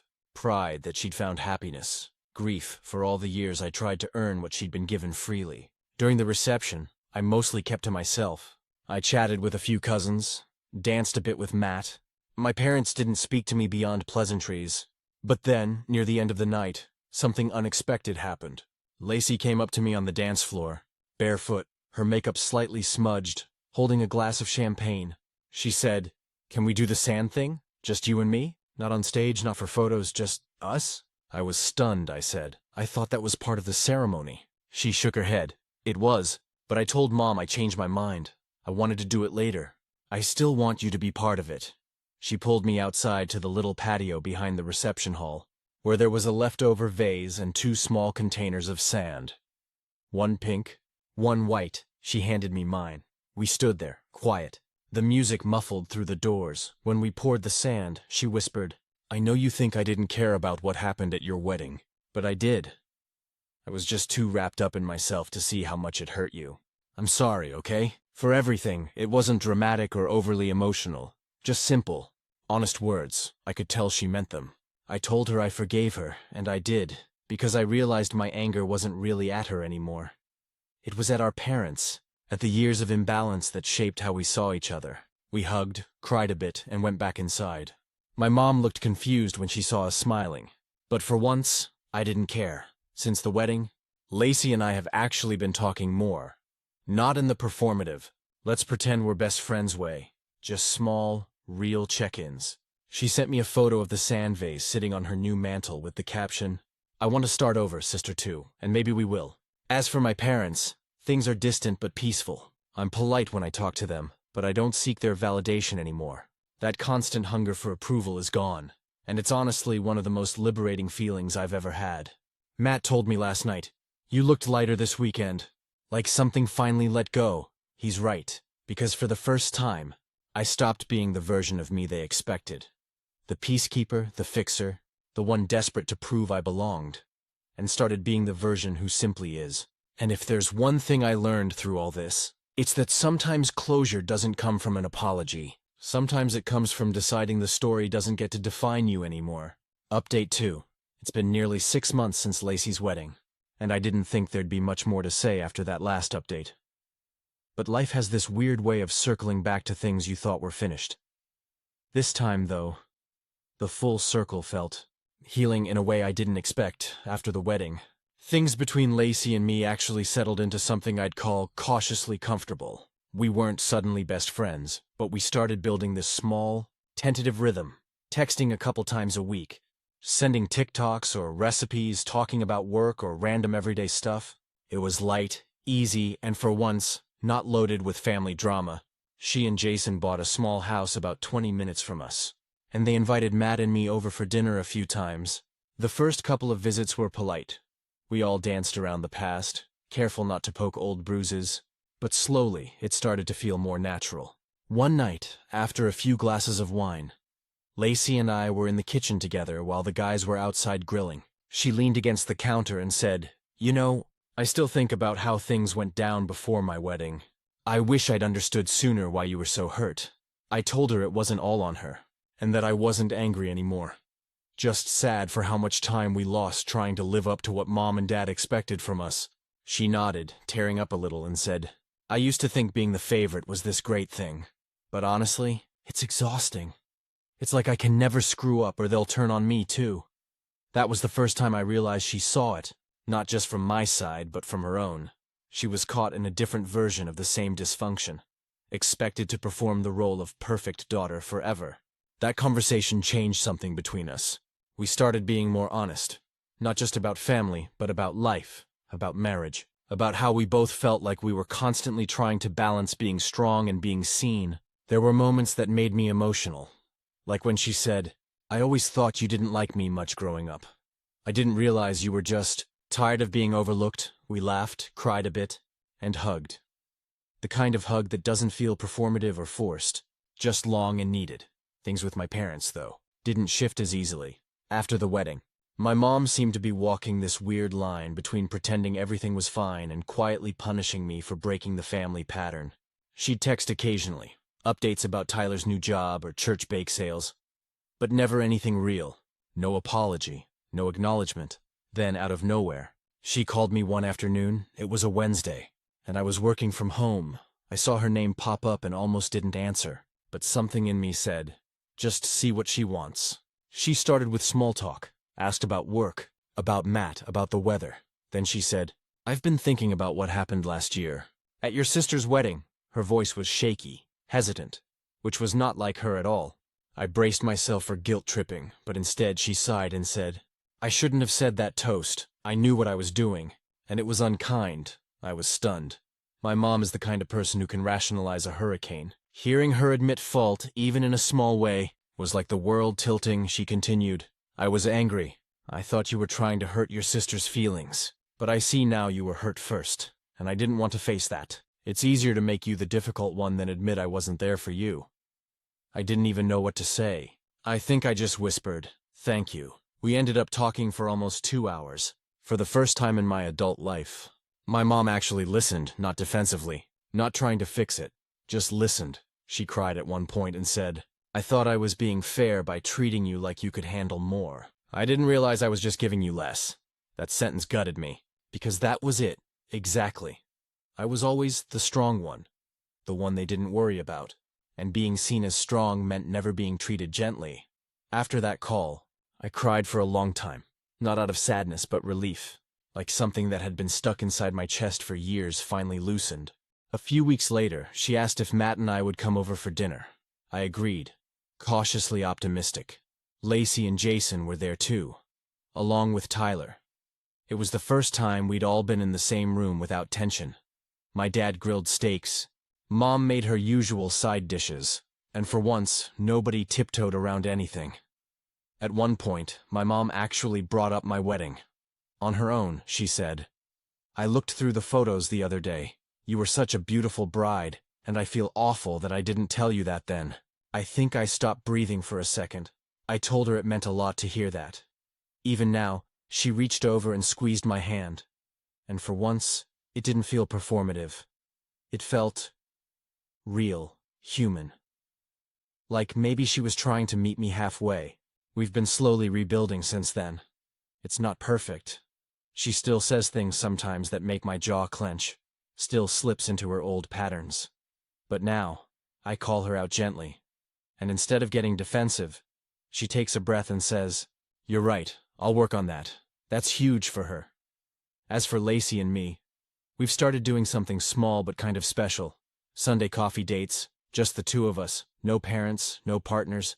We talk about normal things. Work, books, her new puppy, random drama from her job. But sometimes the conversation drifts deeper, and it feels like we're rewriting what sisterhood looks like for us. A few Sundays ago, she said, "You know what I realized? Your wedding might have been smaller, but it had something mine didn't. It felt peaceful. You looked happy in your photos. I was so worried about pleasing everyone that I forgot to enjoy it." It was one of those full-circle moments where everything suddenly makes sense. We both got what we thought we wanted. Her, the big family celebration. Me, the quiet simplicity. And neither of us got it the way we thought we would. But somehow, we both learned what mattered. I know not every story like this ends with reconciliation, I honestly didn't think ours would. But maybe sometimes, time and truth have a way of working slow magic. Maybe people can change, not all at once, but in small, quiet steps. And maybe forgiveness isn't about pretending the past didn't hurt. It's about choosing to stop living in the shadow of it. For the first time in my life, my family doesn't feel like something I have to survive. It feels like something I can be part of, on my own terms, and that, after everything, feels like the real, happily ever after. Final update. It's been just over a year since Lacey's wedding, and if you told me back then that I'd be writing this with genuine peace in my heart, I would have laughed. But here I am. Not angry, not bitter, not even particularly nostalgic. Just steady. So much has changed in quiet, ordinary ways. I think that's what real healing looks like. Not some dramatic reconciliation, but small, consistent shifts that slowly rewrite the story you've been living in for years. Lacey and I have grown close in a way we never were before. It's not the performative closeness of sisters posing for matching holiday photos. It's deeper, quieter, the kind where you can call at 11 p.m. because you're spiraling about something stupid and know the other will pick up without judgment. We've made it a ritual now. Every other Sunday morning, we meet at this little diner halfway between our houses. Same corner booth, same server, same orders. Her avocado toast and iced latte, my pancakes and black coffee. We talk about everything from work frustrations to marriage, to the weird ways we're both starting to see our childhood differently now that we've pulled back from it. One morning, a few months ago, she said something that stuck with me. She was stirring her coffee and said, "You know, for so long I thought Mom and Dad's approval meant safety. Like if they were proud, I was doing life right. But now I see how much that shaped everything I did. Even how I treated you." She looked at me then, her eyes wet, and said, "I'm so sorry for being part of the problem." I told her she didn't have to keep apologizing. We were both just trying to survive the roles we were given. Her, the favorite, me, the fixer. Neither one of us really won in that setup. She nodded and said softly, "At least we're rewriting it now." That's exactly what it feels like. Rewriting. We've both started therapy, separately, but funny enough, with the same counselor, small-town problems. I didn't even know she was seeing the same woman, until one day the therapist gently mentioned that another client with a similar family dynamic had shared almost identical stories. We both laughed when we realized therapy cracked open things I didn't even know were festering. I finally admitted to myself that for most of my life, I equated love with usefulness. If I wasn't doing something for someone, organizing, fixing, smoothing things over, I didn't know how to just be loved. That's something I'm still unlearning. And as strange as it sounds, rebuilding my relationship with my parents has helped me practice that. After my mom's unexpected apology last year, things didn't magically turn perfect. But they turned real. We still disagree. She still says passive-aggressive things sometimes, but now I call her out gently, and instead of spiraling into guilt or anger, she's learning to pause and actually listen. She's even made small gestures that, honestly, mean more than any big apology could. Last Thanksgiving, she handed me an old photo album, one from my wedding that I didn't even know she'd kept. Inside were pictures I'd never seen, me laughing with my bridesmaids, my dad adjusting my veil, Matt wiping cake off my face. My mom had written a note inside the cover. "I should have been more present. I see that now. You were beautiful. And I'm sorry I made you feel unseen. I hope someday these photos remind you of how loved you really were." Even if I didn't show it right, I cried. Not the ugly, loud kind. The quiet kind that just seeps out of you because there's nothing left to hold on to. We're not rewriting the past. We can't. But we're learning to coexist with it, to hold both the hurt and the healing in the same space. My dad has softened too. He's not as verbal about emotions, but he's started calling more. Just to talk. He asks about my work, my garden, how Matt's doing. Once, he even said, "You know, I regret not walking you down the aisle on time. You deserved better than that." I didn't expect it, and it hit me harder than I thought it would. I think the biggest surprise, though, has been how much peace I've found simply by not needing anything from them anymore. For so long, I chased validation like oxygen, their approval, their affection, even their acknowledgement. Now, I've realized I can love them without needing them to love me the right way. And strangely, once I stopped needing it, they started offering it more freely. Matt has noticed the change too. He told me last week, "You don't carry it anymore. That tension. It's like you finally exhaled after holding your breath for years." He's right, I have. We just celebrated our 4th wedding anniversary, and this year, Lacey and Jason came over to our house for dinner. It was simple. Pasta, wine, music playing low in the background. At one point, Lacey stood up and made a toast. She raised her glass and said, "To my sister, for teaching me that family isn't about who shows up perfectly, but who shows up still." I think that's the best compliment anyone's ever given me. After they left, I looked around at the small mess, the half-empty wine glasses, the candle burned down to a stub, the faint sound of laughter still echoing in the air. And I felt something I hadn't felt in years, peace that didn't feel fragile. That night, as I was loading the dishwasher, Matt came up behind me and hugged me. He said, "You know, your family might finally be figuring it out." And I said, "Maybe. But even if they weren't, I think I finally figured me out, because the truth is, this whole thing stopped being about revenge or justice or proving a point a long time ago. It became about choosing peace over performance. It became about realizing that you can't rewrite the past, but you can decide how the story ends. And mine? It's ending with love. Not the conditional kind. Not the loud, performative kind. But the quiet, steady kind that stays even when the spotlight fades. If you'd told the version of me crying in the car after my wedding that one day I'd sit here, writing this with a genuine smile, I wouldn't have believed you. But now I know. Sometimes healing doesn't come with fireworks. Sometimes it's just the sound of laughter at a dinner table, or the warmth of a text that simply says, "Love you, sis," and that's enough. Stories number 6. My boyfriend of 8 years won't marry me. I met Ben when I was 24 and he was 28. It was one of those cliché but perfect beginnings. We were both at a mutual friend's backyard barbecue, and he asked if he could make me a plate since I was balancing a drink, my phone, and a puppy on a leash. He cracked a joke about how multitasking was a female superpower, and I rolled my eyes, but I smiled too. We spent most of that night talking on the porch while everyone else got drunk and loud. By the time he asked for my number, I already knew I'd say yes. For the first few years, everything felt easy. Ben was attentive, funny, grounded in a way that made me feel safe. I'd dated guys before who were all talk. Ambitious, but unreliable. Ben was solid. He worked as a structural engineer, loved to cook, and didn't play games. We moved in together after 2 years, and it felt natural, like the next step.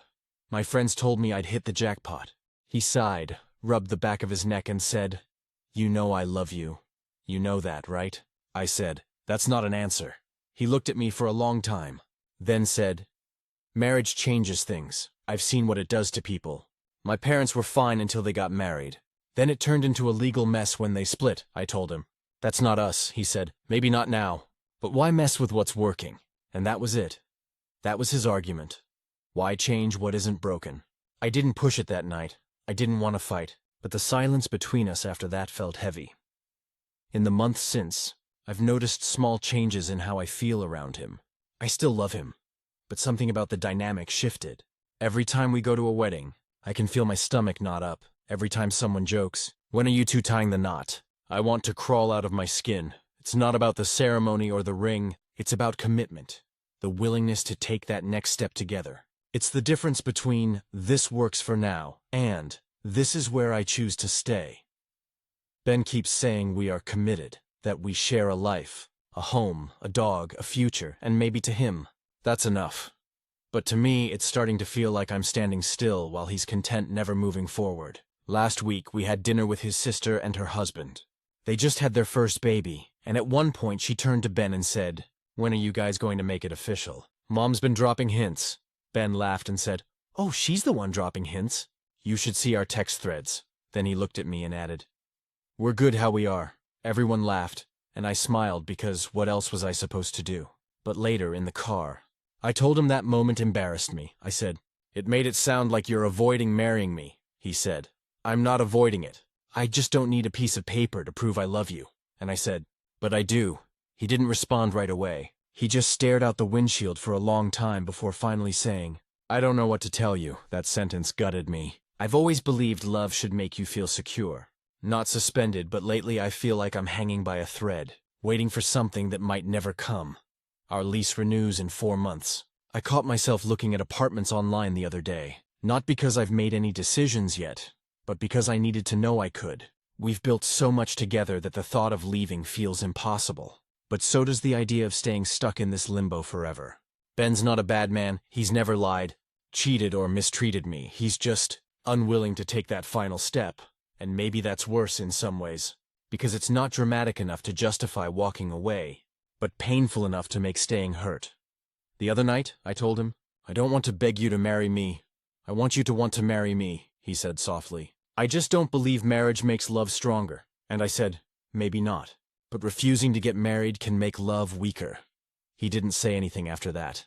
He just sat there, looking sad. Like he knew what it meant but didn't want to say it out loud. I'm 32 now. I've spent nearly all of my 20s and early 30s with this man. I can't picture my life without him. But I also can't picture spending another decade waiting for something that's never going to happen. He still kisses me goodbye every morning, still texts me goodnight if he's working late, but something inside me has changed. It's quiet, but definite. I used to imagine our wedding. Now I imagine packing boxes. And I don't know which thought hurts more. Update. It's been about 4 months since I wrote about Ben and me, and I wish I could say things magically worked themselves out. But they didn't. What actually happened was quieter and messier than that. Like the slow dimming of a light instead of it being switched off. After that conversation where he said, "I don't know what to tell you," we didn't talk about marriage again for almost 2 months. We just went on with life, work, dinners, errands, Netflix. It was like we both silently agreed to pretend everything was fine. But it wasn't.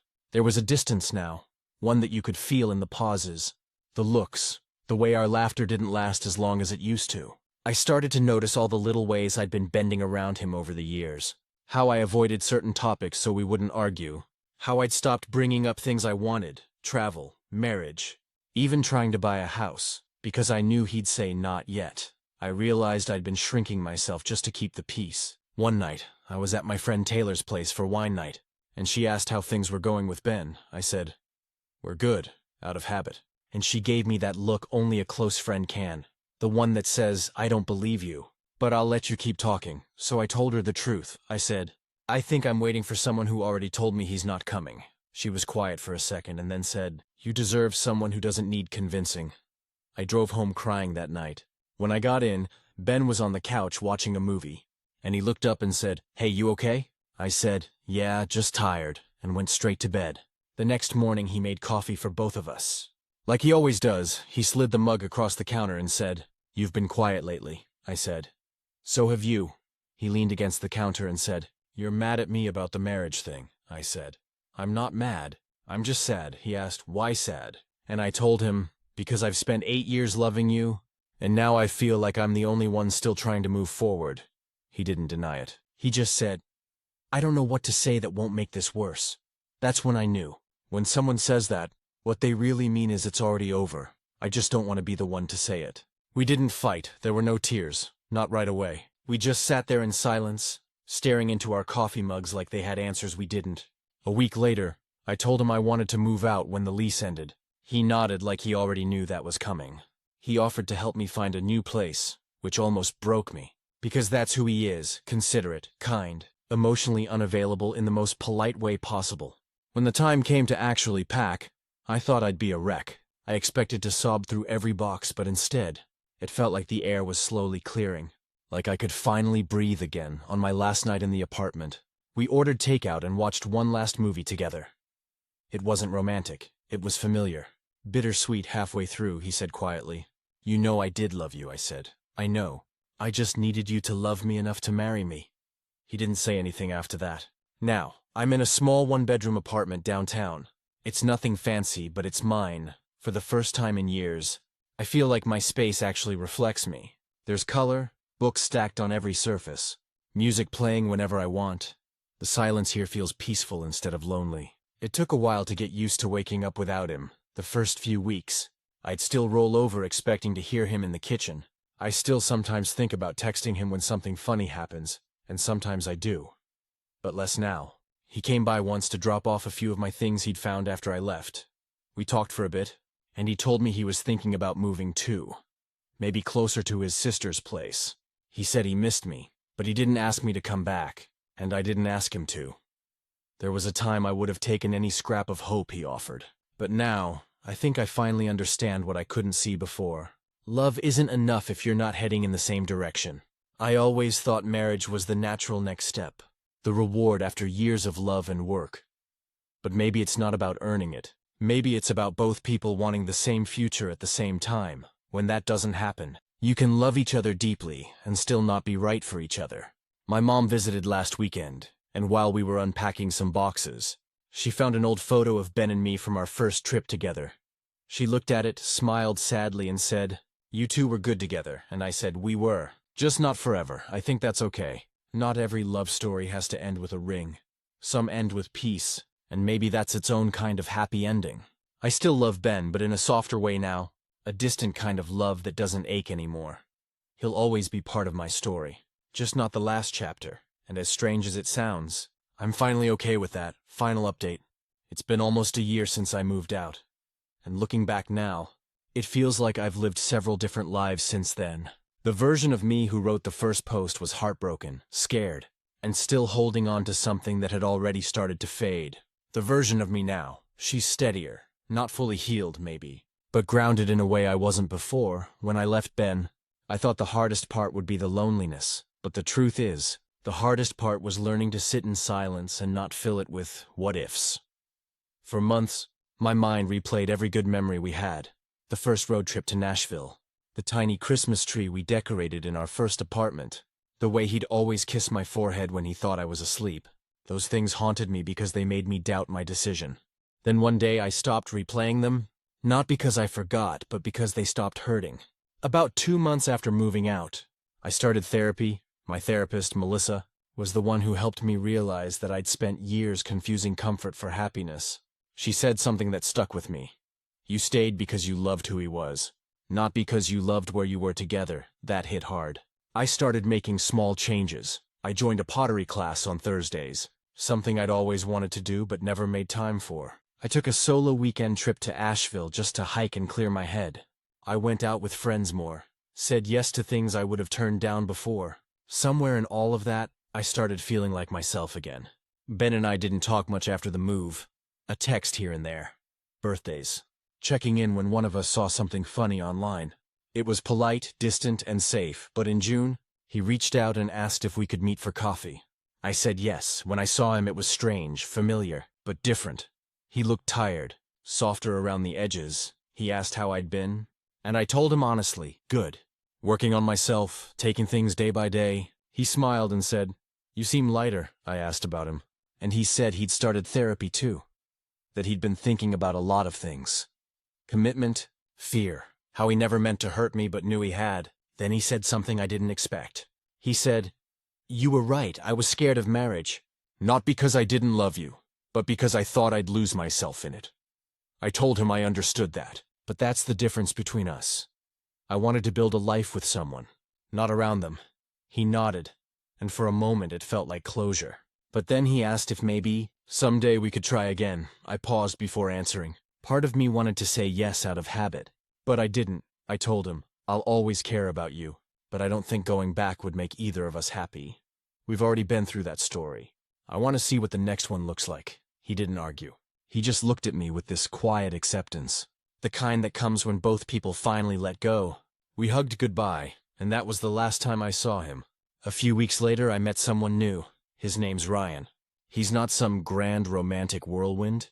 He's calm, funny, thoughtful, the kind of person who listens when I talk and remembers little things I mention. We've been seeing each other for a few months now, and it feels easy. There's no guessing, no waiting for the other shoe to drop. He doesn't make me question my worth. I told him early on that I wasn't looking to rush into anything, that I needed time to just exist without pressure. He smiled and said, "Then that's exactly what we'll do. I think that's what love should feel like. Not an ultimatum, not a test, but a partnership that breathes." I ran into one of Ben's friends recently at a mutual acquaintance's birthday party. He mentioned that Ben had started dating again and seemed to be doing okay. Hearing that gave me this quiet sense of relief. Not because I want him back, but because I want him to be happy too. Sometimes I think about how different life looks now. My apartment's filled with sunlight. My weekends aren't spent waiting for someone to make up their mind, and I laugh more freely. I even adopted a cat named Olive, something Ben always said we didn't have time for. When I look back on those 8 years, I don't regret them. They taught me what I need in love and what I can't compromise on. They taught me that staying out of fear isn't loyalty, it's self-abandonment. If I could go back and tell my younger self one thing, it would be this: you can love someone and still have to leave them. It doesn't mean you failed, it means you chose yourself when it was hardest to do so. I don't know where things will go with Ryan, and honestly I'm not rushing to define it. For now, I'm just happy, peaceful even. And for the first time in a long time, that's enough. Sometimes love isn't about forever. Sometimes it's about finally finding the courage to move on. Stories number 7.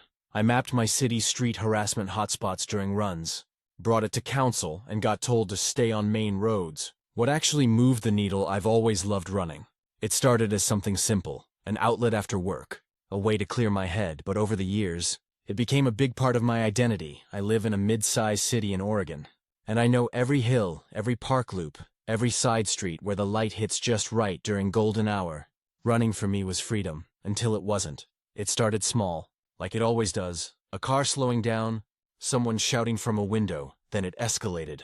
One guy followed me on a bike for 3 blocks before veering off when I ducked into a coffee shop.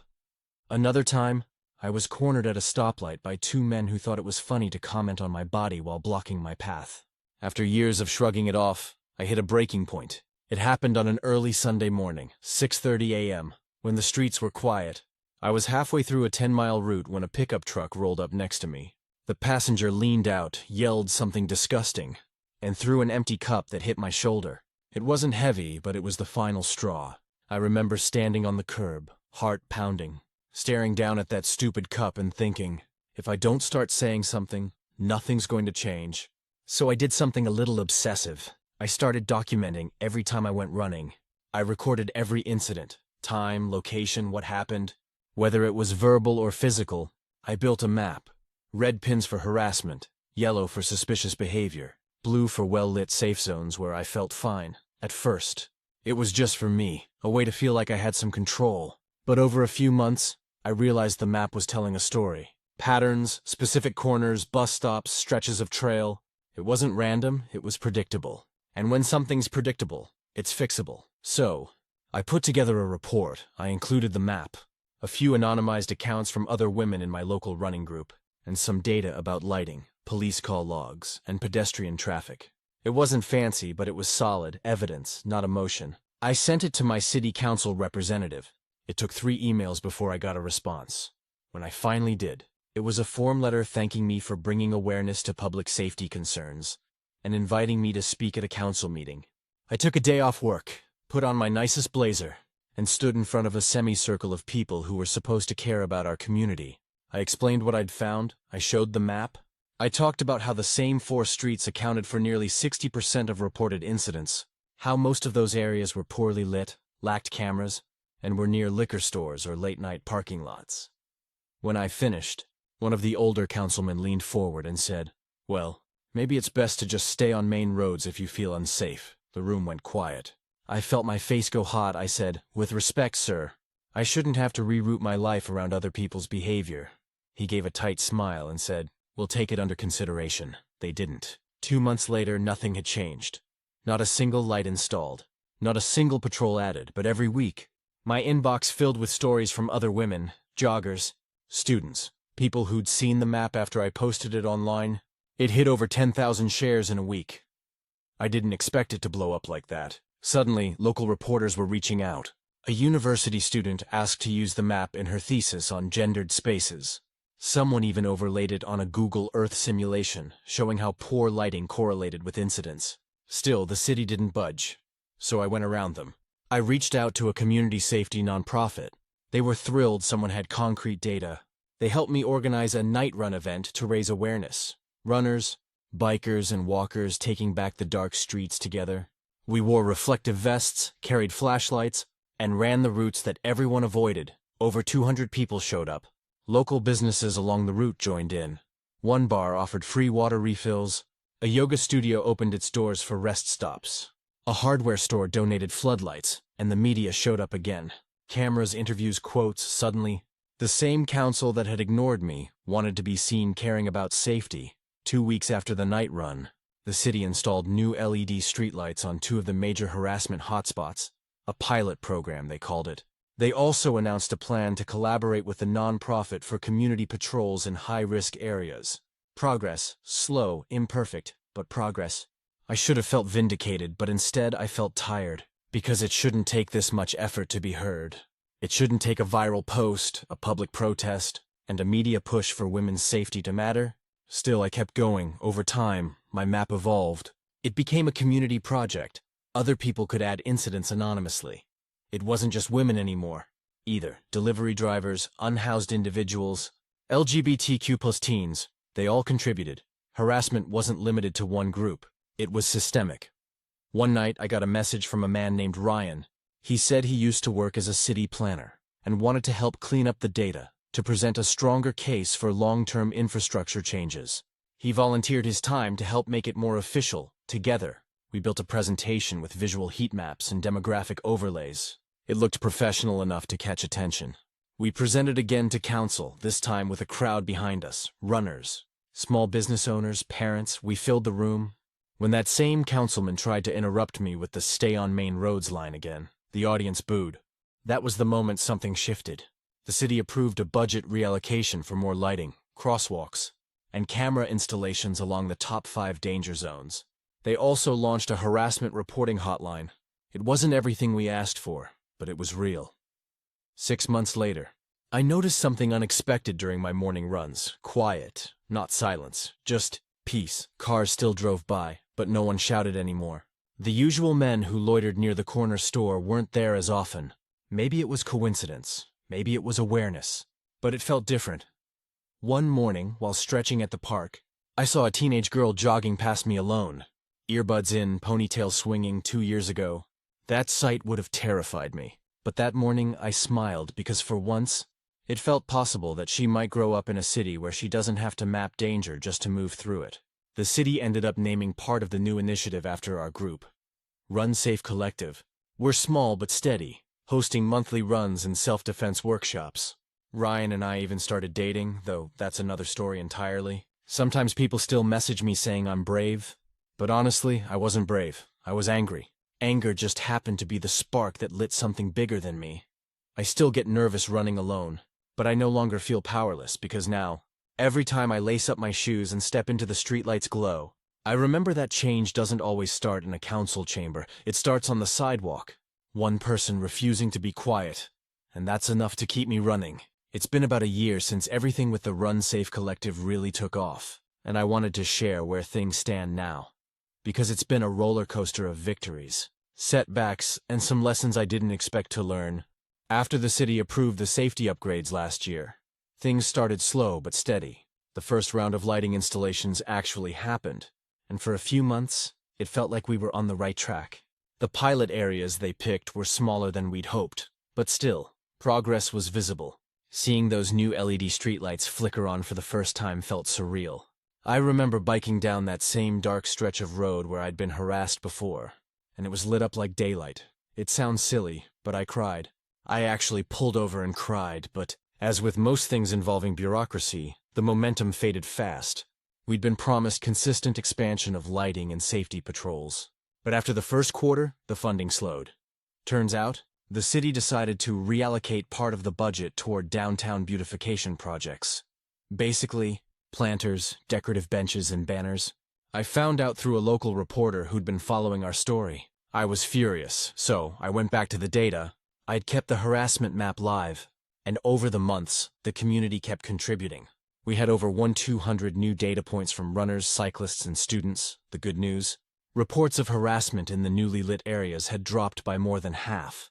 The bad news: the incidents didn't disappear. They just moved. They migrated to unlit neighborhoods, like water finding cracks in pavement. I compiled another report, more detailed this time, showing the displacement effect. Ryan helped me create comparison heat maps, showing pre- and post-lighting patterns. It was clear as day. The danger wasn't gone. It just shifted. When I brought it back to the city, I got the same polite smiles and vague promises. But this time, I didn't go alone. I went with a group of residents from the neighborhoods that were now lighting up red on the map. One of them, an older man named Jim, spoke up during the public comment session. He said, "You told her to stay on main roads. Well, I live on one, and now the problem's on my block." That hit them differently. The story made the local paper again. Then it got picked up by a regional news outlet, which led to another surge of attention. Suddenly, the council wanted to meet with us privately. But here's where things got complicated. One of the council members, a woman named Dana, pulled me aside after the meeting and said, "You're doing great work, but if you want this to last, you need to make it official. Form a nonprofit, get funding, get recognized." It made sense, but it also meant entering a world I knew nothing about. Nonprofit paperwork, IRS filings, grant applications. Ryan was on board, though, and a few members of our running group offered to help. So we did it. We filed the paperwork for Run Safe Collective, Inc., and a few months later, we were legit. Becoming official opened doors I didn't know existed. Suddenly, businesses wanted to sponsor us. The local credit union donated funds for safety workshops. A university criminology department offered interns to help with data analysis. It felt like everything was finally moving in the right direction again, until it didn't. About 6 months ago, we got our first serious pushback. Not from harassers or trolls, but from within the community. A small but vocal group of men on social media started claiming that our data was biased, because it mostly represented women's experiences. One even wrote an op-ed calling our project fear-mongering feminism that paints men as predators. It gained some traction. I'd be lying if I said it didn't sting. I got messages telling me to stop running if you're scared and focus on real crimes. Ryan got defensive on my behalf and ended up arguing with a few people online, which made it worse. For a while, I thought about quitting. I felt drained. Like no matter how many lights we installed or patrols we got approved, someone would always twist it into something it wasn't. Then, something unexpected happened. One of the guys who'd been the loudest critic reached out to me privately. His name was Eric, and he said, "I owe you an apology. My sister was followed walking home last week. I get it now. We met for coffee. He wasn't a bad guy, just defensive. Maybe embarrassed it took something close to home for him to care. But that meeting sparked an idea. I asked if he'd be willing to help us start a bystander awareness campaign, targeting men specifically, teaching them how to intervene or call out harassment when they see it. He said yes, and weirdly enough, it worked. We launched a campaign called See It, Stop It, and it gained traction faster than I expected. Eric became one of the faces of it, speaking at schools and community events about allyship and accountability. Having him, someone who once dismissed the problem, on our side made a big difference. Now, a year later, our collective has grown beyond what I ever imagined. We're partnered with 3 local colleges, 2 community centers, and we've started working with small cities in the region that want to replicate our model. The map that started on my laptop now covers an entire county. But I'd be lying if I said it's all victories. I still get harassed sometimes. Just last week, a car full of guys slowed down and yelled something crude. It still made my stomach twist. But now when it happens, I don't feel helpless. I log it, report it, and it goes on the map. Because every data point, every story, is another piece of proof. And that's the thing I've learned most this past year. Real change doesn't happen all at once. It's a slow grind of small wins, louder voices, and refusing to let people forget. The map is no longer mine. It belongs to everyone who adds to it. Everyone who refuses to accept that harassment is just part of life, and honestly, that's the most powerful thing I've ever been part of. It's now been almost 2 full years since I started this whole journey, and honestly, I never expected it to become such a huge part of my life. What began as a private act of frustration, a few pins on a digital map, has somehow evolved into something that reaches far beyond me. But this second year has been different, bigger, yes, but also heavier in ways I didn't anticipate. For one, the Run Safe Collective is no longer just a community project. It's a full-blown organization now, with board members, a volunteer team, partnerships, and a calendar so full I sometimes forget that it all started with a single run. We've gotten grants, sponsorships, and even a collaboration with our state's Department of Transportation to improve pedestrian safety. That was something I could have never imagined when I was standing in front of City Council 2 years ago, shaking from anger and adrenaline, but with growth came conflict. The first major tension happened internally. Ryan, my boyfriend and one of the original organizers, has always been my biggest supporter. He's the one who helped me turn raw frustration into organized data, the one who pushed me to make it official. But as the collective grew, so did the attention I got. Local media, then regional, then national outlets started calling for interviews. My face ended up on posters, articles, and even a small documentary feature that streamed on a local PBS affiliate. Ryan tried to be happy for me, but I could feel the distance growing. He started turning down meeting invites, saying things like, "It's your thing, not mine." I didn't realize at first that the very movement that had brought us together was now pulling us apart. One night, after a particularly long meeting about grant compliance, we got into an argument. He said, "You used to run to clear your head. Now you just run to prove something." That stung more than I wanted to admit. He wasn't wrong. My runs had stopped being peaceful. They were scouting trips, data collection, awareness-building missions. Every step was purposeful, but not free. I hadn't realized how much of my identity had merged with the cause. We took some time apart after that. I buried myself in work, probably as a way to avoid the loneliness. Around that time, the collective was invited to present at a regional safety conference. City planners, engineers, and law enforcement officials from all over the state were there. I spoke about community-led data, about how when governments fail to protect people, citizens often fill the gap. I thought it would be empowering, but when I finished, a police chief from another city stood up and said, "You make it sound like we're doing nothing. But we've been handling this for years," I wanted to say. "If you'd been handling it, I wouldn't have had to map it myself." But I bit my tongue. Later, one of the transportation engineers, a woman named Alicia, came up to me and said quietly, "Don't let them discourage you. They hate it when regular people do their jobs better." Alicia ended up becoming one of our strongest allies. She helped us redesign the map using GIS tools that made it look more official and credible to policymakers. With her help, we even developed a risk index score for different routes, which made it easier to argue for funding based on measurable criteria instead of just anecdotes. That was the turning point for credibility.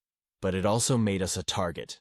A local blogger, someone who ran a watchdog site, published a hit piece accusing us of fudging data to get grants. He claimed our map exaggerated danger zones to siphon public funds. It was total nonsense. But the post went semi-viral. The comments were brutal. People accused me of fear-mongering, lying, even profiting off trauma. For the first time, I seriously considered shutting everything down. I was exhausted. Emotionally, physically, financially. The nonprofit work was unpaid, and my savings were draining fast. My mental health tanked. I started skipping runs, barely sleeping. Every time I opened my inbox, I braced myself for hate mail. Then one morning, I got a handwritten letter at the office. It was from a woman named Denise. She said her 17-year-old daughter, Emily, used to run cross-country but quit after being followed twice by the same car. Emily had started using our map to plan safer routes, Denise wrote. "You may not know it, but you helped my daughter feel like the world wasn't closing in on her." I sat in my car and cried for half an hour. That letter pulled me back from the edge. I realized I couldn't stop. Not while people like Emily existed. People who were still scared. Still navigating the same streets I once felt trapped by. So, I doubled down. We launched a new feature on the map. Real-time alerts with Alicia's help. We built an app that allowed users to flag incidents as they happened, like a crowdsourced safety network. It wasn't perfect. There were bugs, trolls, and false reports. But it made people feel connected, less alone. Then something extraordinary happened. The State University reached out about using our data for a long-term research study on urban safety and gendered spaces. That partnership not only validated our work but gave us resources to expand. We even got our first paid grant to hire staff.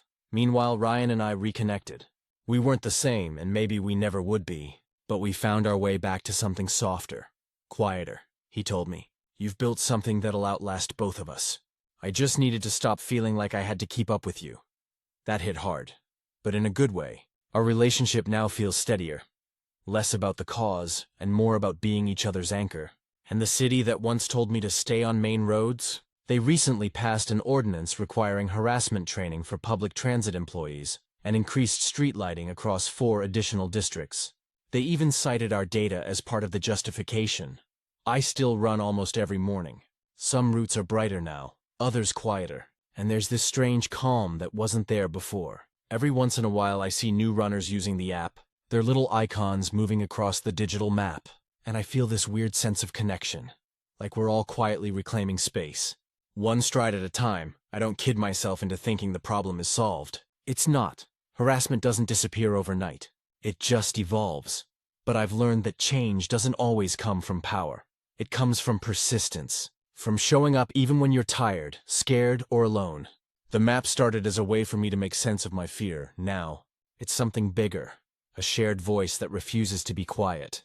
And as long as there's one person out there afraid to go for a run, I'll keep updating that map, because if the past 2 years have taught me anything, it's that silence never keeps anyone safe. It's been just over 3 years since I created that first version of the harassment map, and sitting down to write this final update feels surreal. I used to think of this project as something temporary, a phase of activism born out of anger. But somewhere along the way, it stopped being just my fight.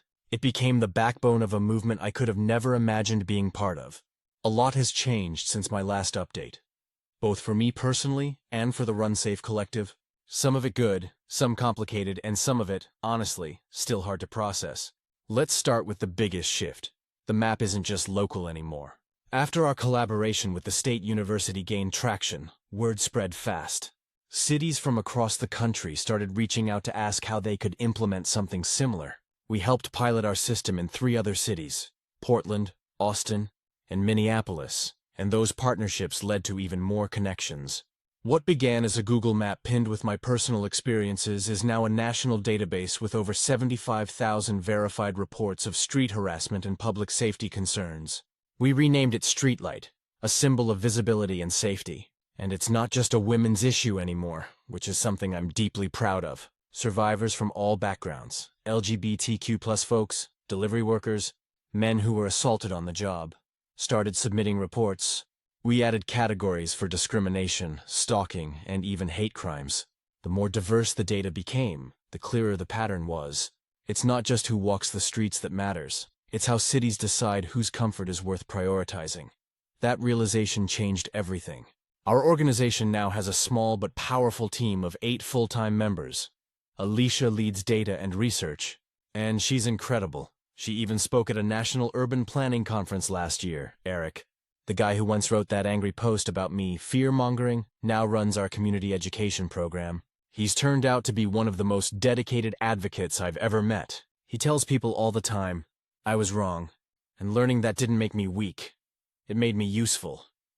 As for Ryan, things between us have come full circle. We got engaged last winter, quietly, during a trip to the Oregon coast. No big proposal, no audience. Just us sitting on the sand, wrapped in blankets. Watching the waves crash, he said, I fell in love with the woman who runs toward the hard things.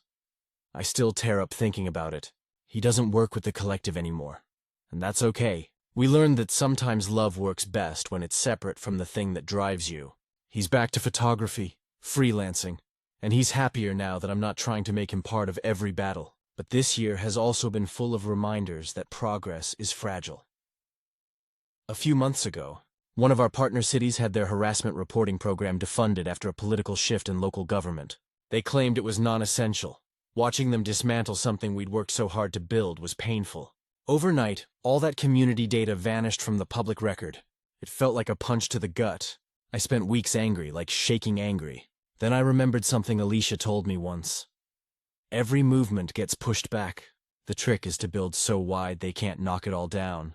So we started decentralizing. Instead of relying on city partnerships, we're building a system where local collectives can run their own versions of Streetlight, with their own volunteers and servers.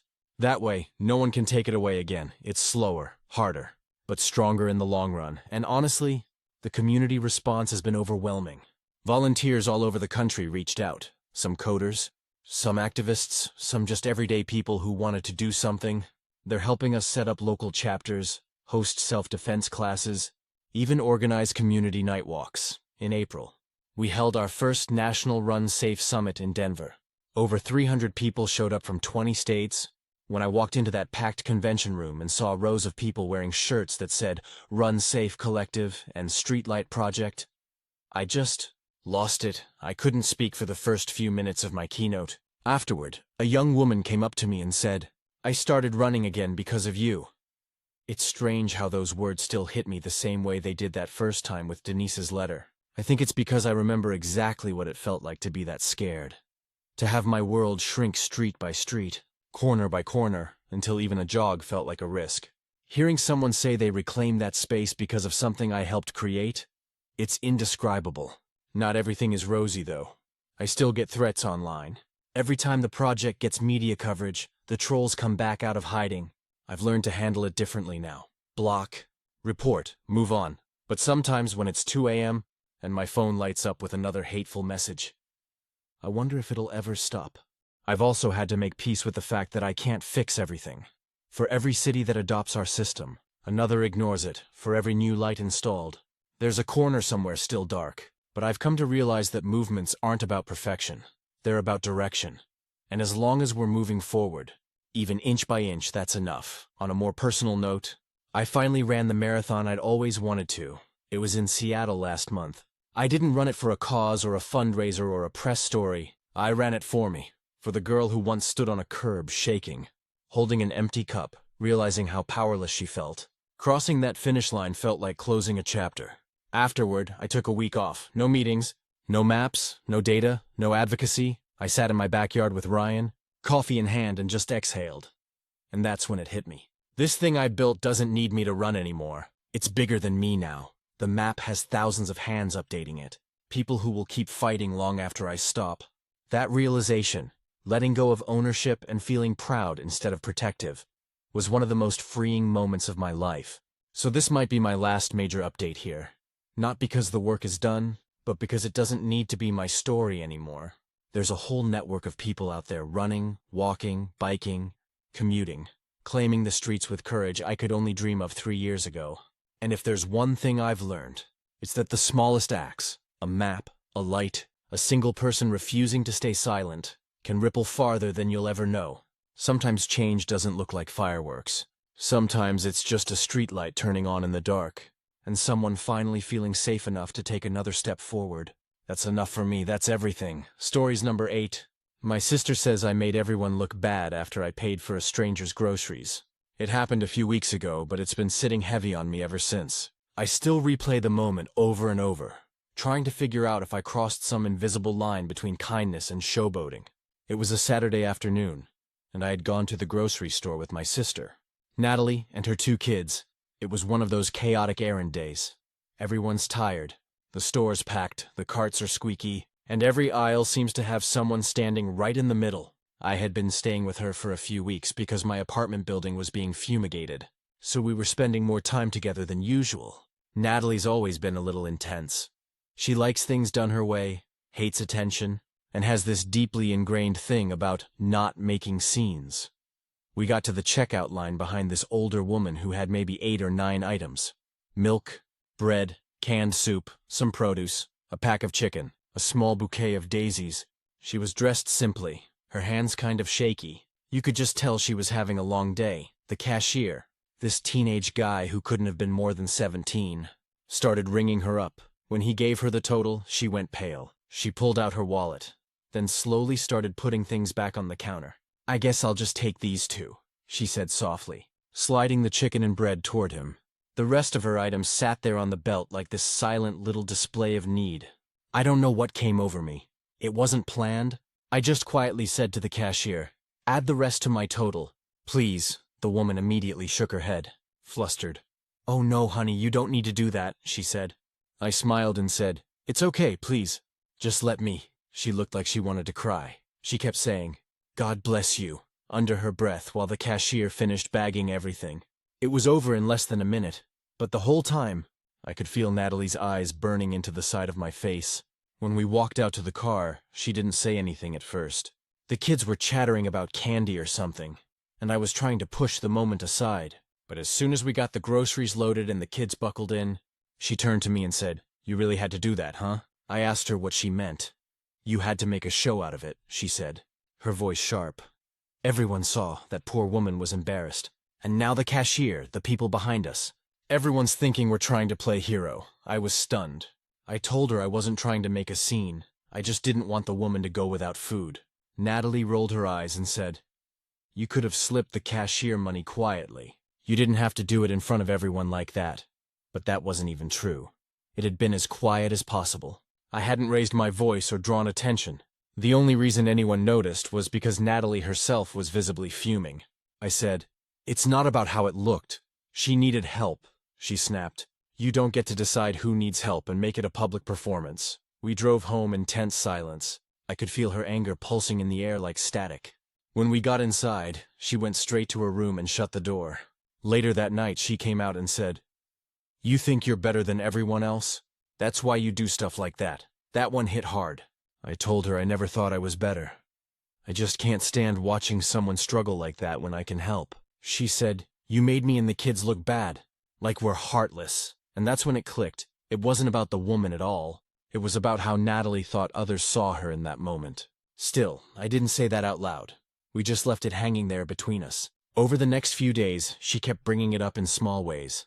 If she saw a commercial about charity, she'd say, "Oh, look, your people are on TV." If I mentioned going to the store again, she'd say, "Gonna buy groceries for the whole neighborhood?" It hurt, not because she was teasing me, but because there was so much bitterness behind it. Our mom called a few days later, and Natalie must have told her because Mom said, "Next time, maybe just hand the person a few dollars quietly." People don't like feeling pitied. I love my mom, but that felt like another gut punch. Was I supposed to just watch the woman put her food back and pretend not to see? For context, we didn't grow up poor, but we weren't well off either. There were plenty of times when Mom had to tell the cashier to take off the frozen pizza or the cereal because we couldn't afford it. I remember that shame vividly. The way the cashier's tone changed. The way people behind us sighed. Maybe that's why I acted without thinking. Maybe I saw a little of us in that woman. I told Natalie that, but she just sighed and said, "Intent doesn't erase impact." You embarrassed her, and maybe she's right. Maybe I did. Maybe I turned someone's hard moment into a story she'll replay in her head later and cringe about. But I didn't mean to. I just wanted her to eat. A week later, I was back in my apartment, unpacking my own groceries, when I saw the little bouquet of daisies on my counter. I'd grabbed a similar one that day because they reminded me of my grandmother. I thought about the woman again, about how she'd said, "God bless you," like it was the only thing she had left to give. I'll admit, part of me felt proud, not in a self-congratulatory way, but in a quiet, relieved way, like, okay, maybe I did one small good thing today. But Natalie's words kept echoing. "You made everyone look bad." I even asked a few friends about it. Most said I didn't do anything wrong. One said, "Some people can't stand being reminded that they didn't act when they could have." That one stuck with me. Since then, I've been thinking about how people view kindness, how sometimes a simple act can make others defensive, like it shines a light on their own inaction. I don't think I did it for praise. I didn't post about it, didn't tell anyone until now. I just saw someone struggling and couldn't look away. Natalie and I are okay now. We haven't talked about it again, but there's still a quiet tension sometimes. I think she's embarrassed by how angry she got. I've tried to just let it go, but I keep wondering, was it wrong to step in? Was I supposed to just mind my business? Watch that woman walk away with half her groceries? I don't know.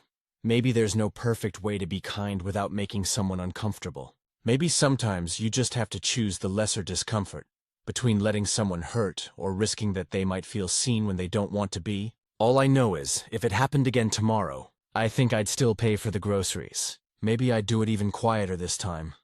But I wouldn't pretend I didn't see, because once you've been the person putting things back, you never forget what that feels like. Update. So, I didn't think this story would end up having an after, but a lot happened since I posted. I wasn't even planning on talking about it again, but I've been turning it over in my head nonstop, and something about how things unfolded feels worth sharing. Not for validation, but because it gave me a clearer picture of what was really going on. A few days after everything went down, Natalie called me. I thought she might finally want to move past the tension. But she opened with, "You made the rounds on Facebook, by the way." My stomach dropped for a second. I thought maybe someone at the store had filmed the moment or something, but then she said one of her neighbors had posted on the local community group about a kind stranger who paid for an older woman's groceries. The post didn't name me, but apparently people in our town started commenting, trying to figure out who it was. The comments were this mix of wholesome and awkward. Some people praising the act, others saying it should have been handled privately.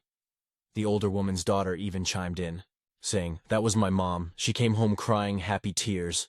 She said an angel helped her when she couldn't afford her groceries. Whoever you are, thank you." That comment hit me like a brick wall. I just sat there staring at it for a solid 5 minutes. When I told Natalie about it, she got quiet, really quiet. Then she said, "That was her?" I nodded. There was a long pause and she sighed. "Okay, maybe I overreacted. It wasn't a full apology. My sister's not great at those. But it was enough." Later that week, we actually ran into that same older woman again. I almost didn't recognize her at first because she looked so much more put together.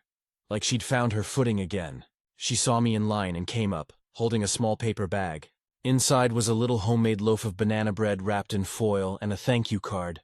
She said, "I wanted to give you this last time, but I didn't know how." I nearly cried in the middle of the store. She told me her name. It's Shirley. And she said her husband had passed a few months back, and things had been really tight since then. That day, she'd been short on money because her utility bill had come out higher than expected, and she was too embarrassed to use her food stamps in public.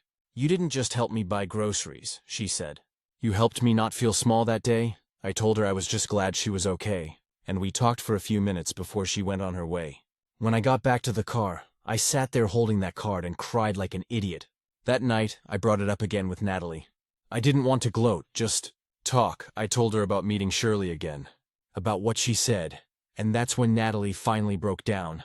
She admitted she'd felt embarrassed, not because of what I did, but because she froze. "I saw her struggling and I didn't do anything," she said quietly. "And then you did. It made me feel useless." It was one of those rare, raw moments where the wall between us dropped completely. We ended up talking for hours, about how our mom used to avoid help even when we needed it, about the shame tied to poverty, about how hard it is to admit you want to help but don't know how. She said she was scared of people judging us, that helping someone publicly made her feel like all eyes were on us, like we'd become the center of someone else's story, and I get that now. She wasn't angry at the act itself. She was angry at the mirror it held up. Since then, things between us have softened. She even joked the other day, "If you ever try to buy someone's groceries again, I'm helping next time so you don't hog the good karma." That's her way of saying, sorry, I think. Funny enough, the whole thing made me realize that sometimes compassion doesn't just help the person you're aiming it at. It exposes what other people are holding inside. Shame, regret, insecurity, whatever it is, and it's not your job to fix all that, but it is your job not to let it harden you. The next weekend, Natalie and I volunteered at a local food bank together. She was nervous at first, but by the end of the day, she was laughing with the staff and helping this little boy pick out cereal. On the way home, she said, "You know, maybe kindness doesn't have to be quiet. Maybe sometimes it's okay if people see I didn't say anything." But inside, that felt like a full circle moment, so no, I don't regret paying for those groceries. Not one bit. It helped Shirley. It cracked something open in Natalie. And it reminded me that empathy might look awkward or performative to some, but its impact is real, even if it makes people uncomfortable. If you ever find yourself in a similar moment, where you can help someone but worry about how it'll look, just do it. Quietly, loudly, whatever. The world could use a little less hesitation. And as for me, that banana bread didn't last long. But the lesson? That's sticking around. Update 2. I wasn't planning to post again, but something unexpected happened that made me rethink everything I thought I'd already processed. I thought the whole thing with the groceries and my sister had run its course. But apparently, kindness has a funny way of rippling outward, and not always in the direction you expect. About 2 weeks after my last update, I got a call from Shirley again. I'd given her my number when we ran into each other at the store.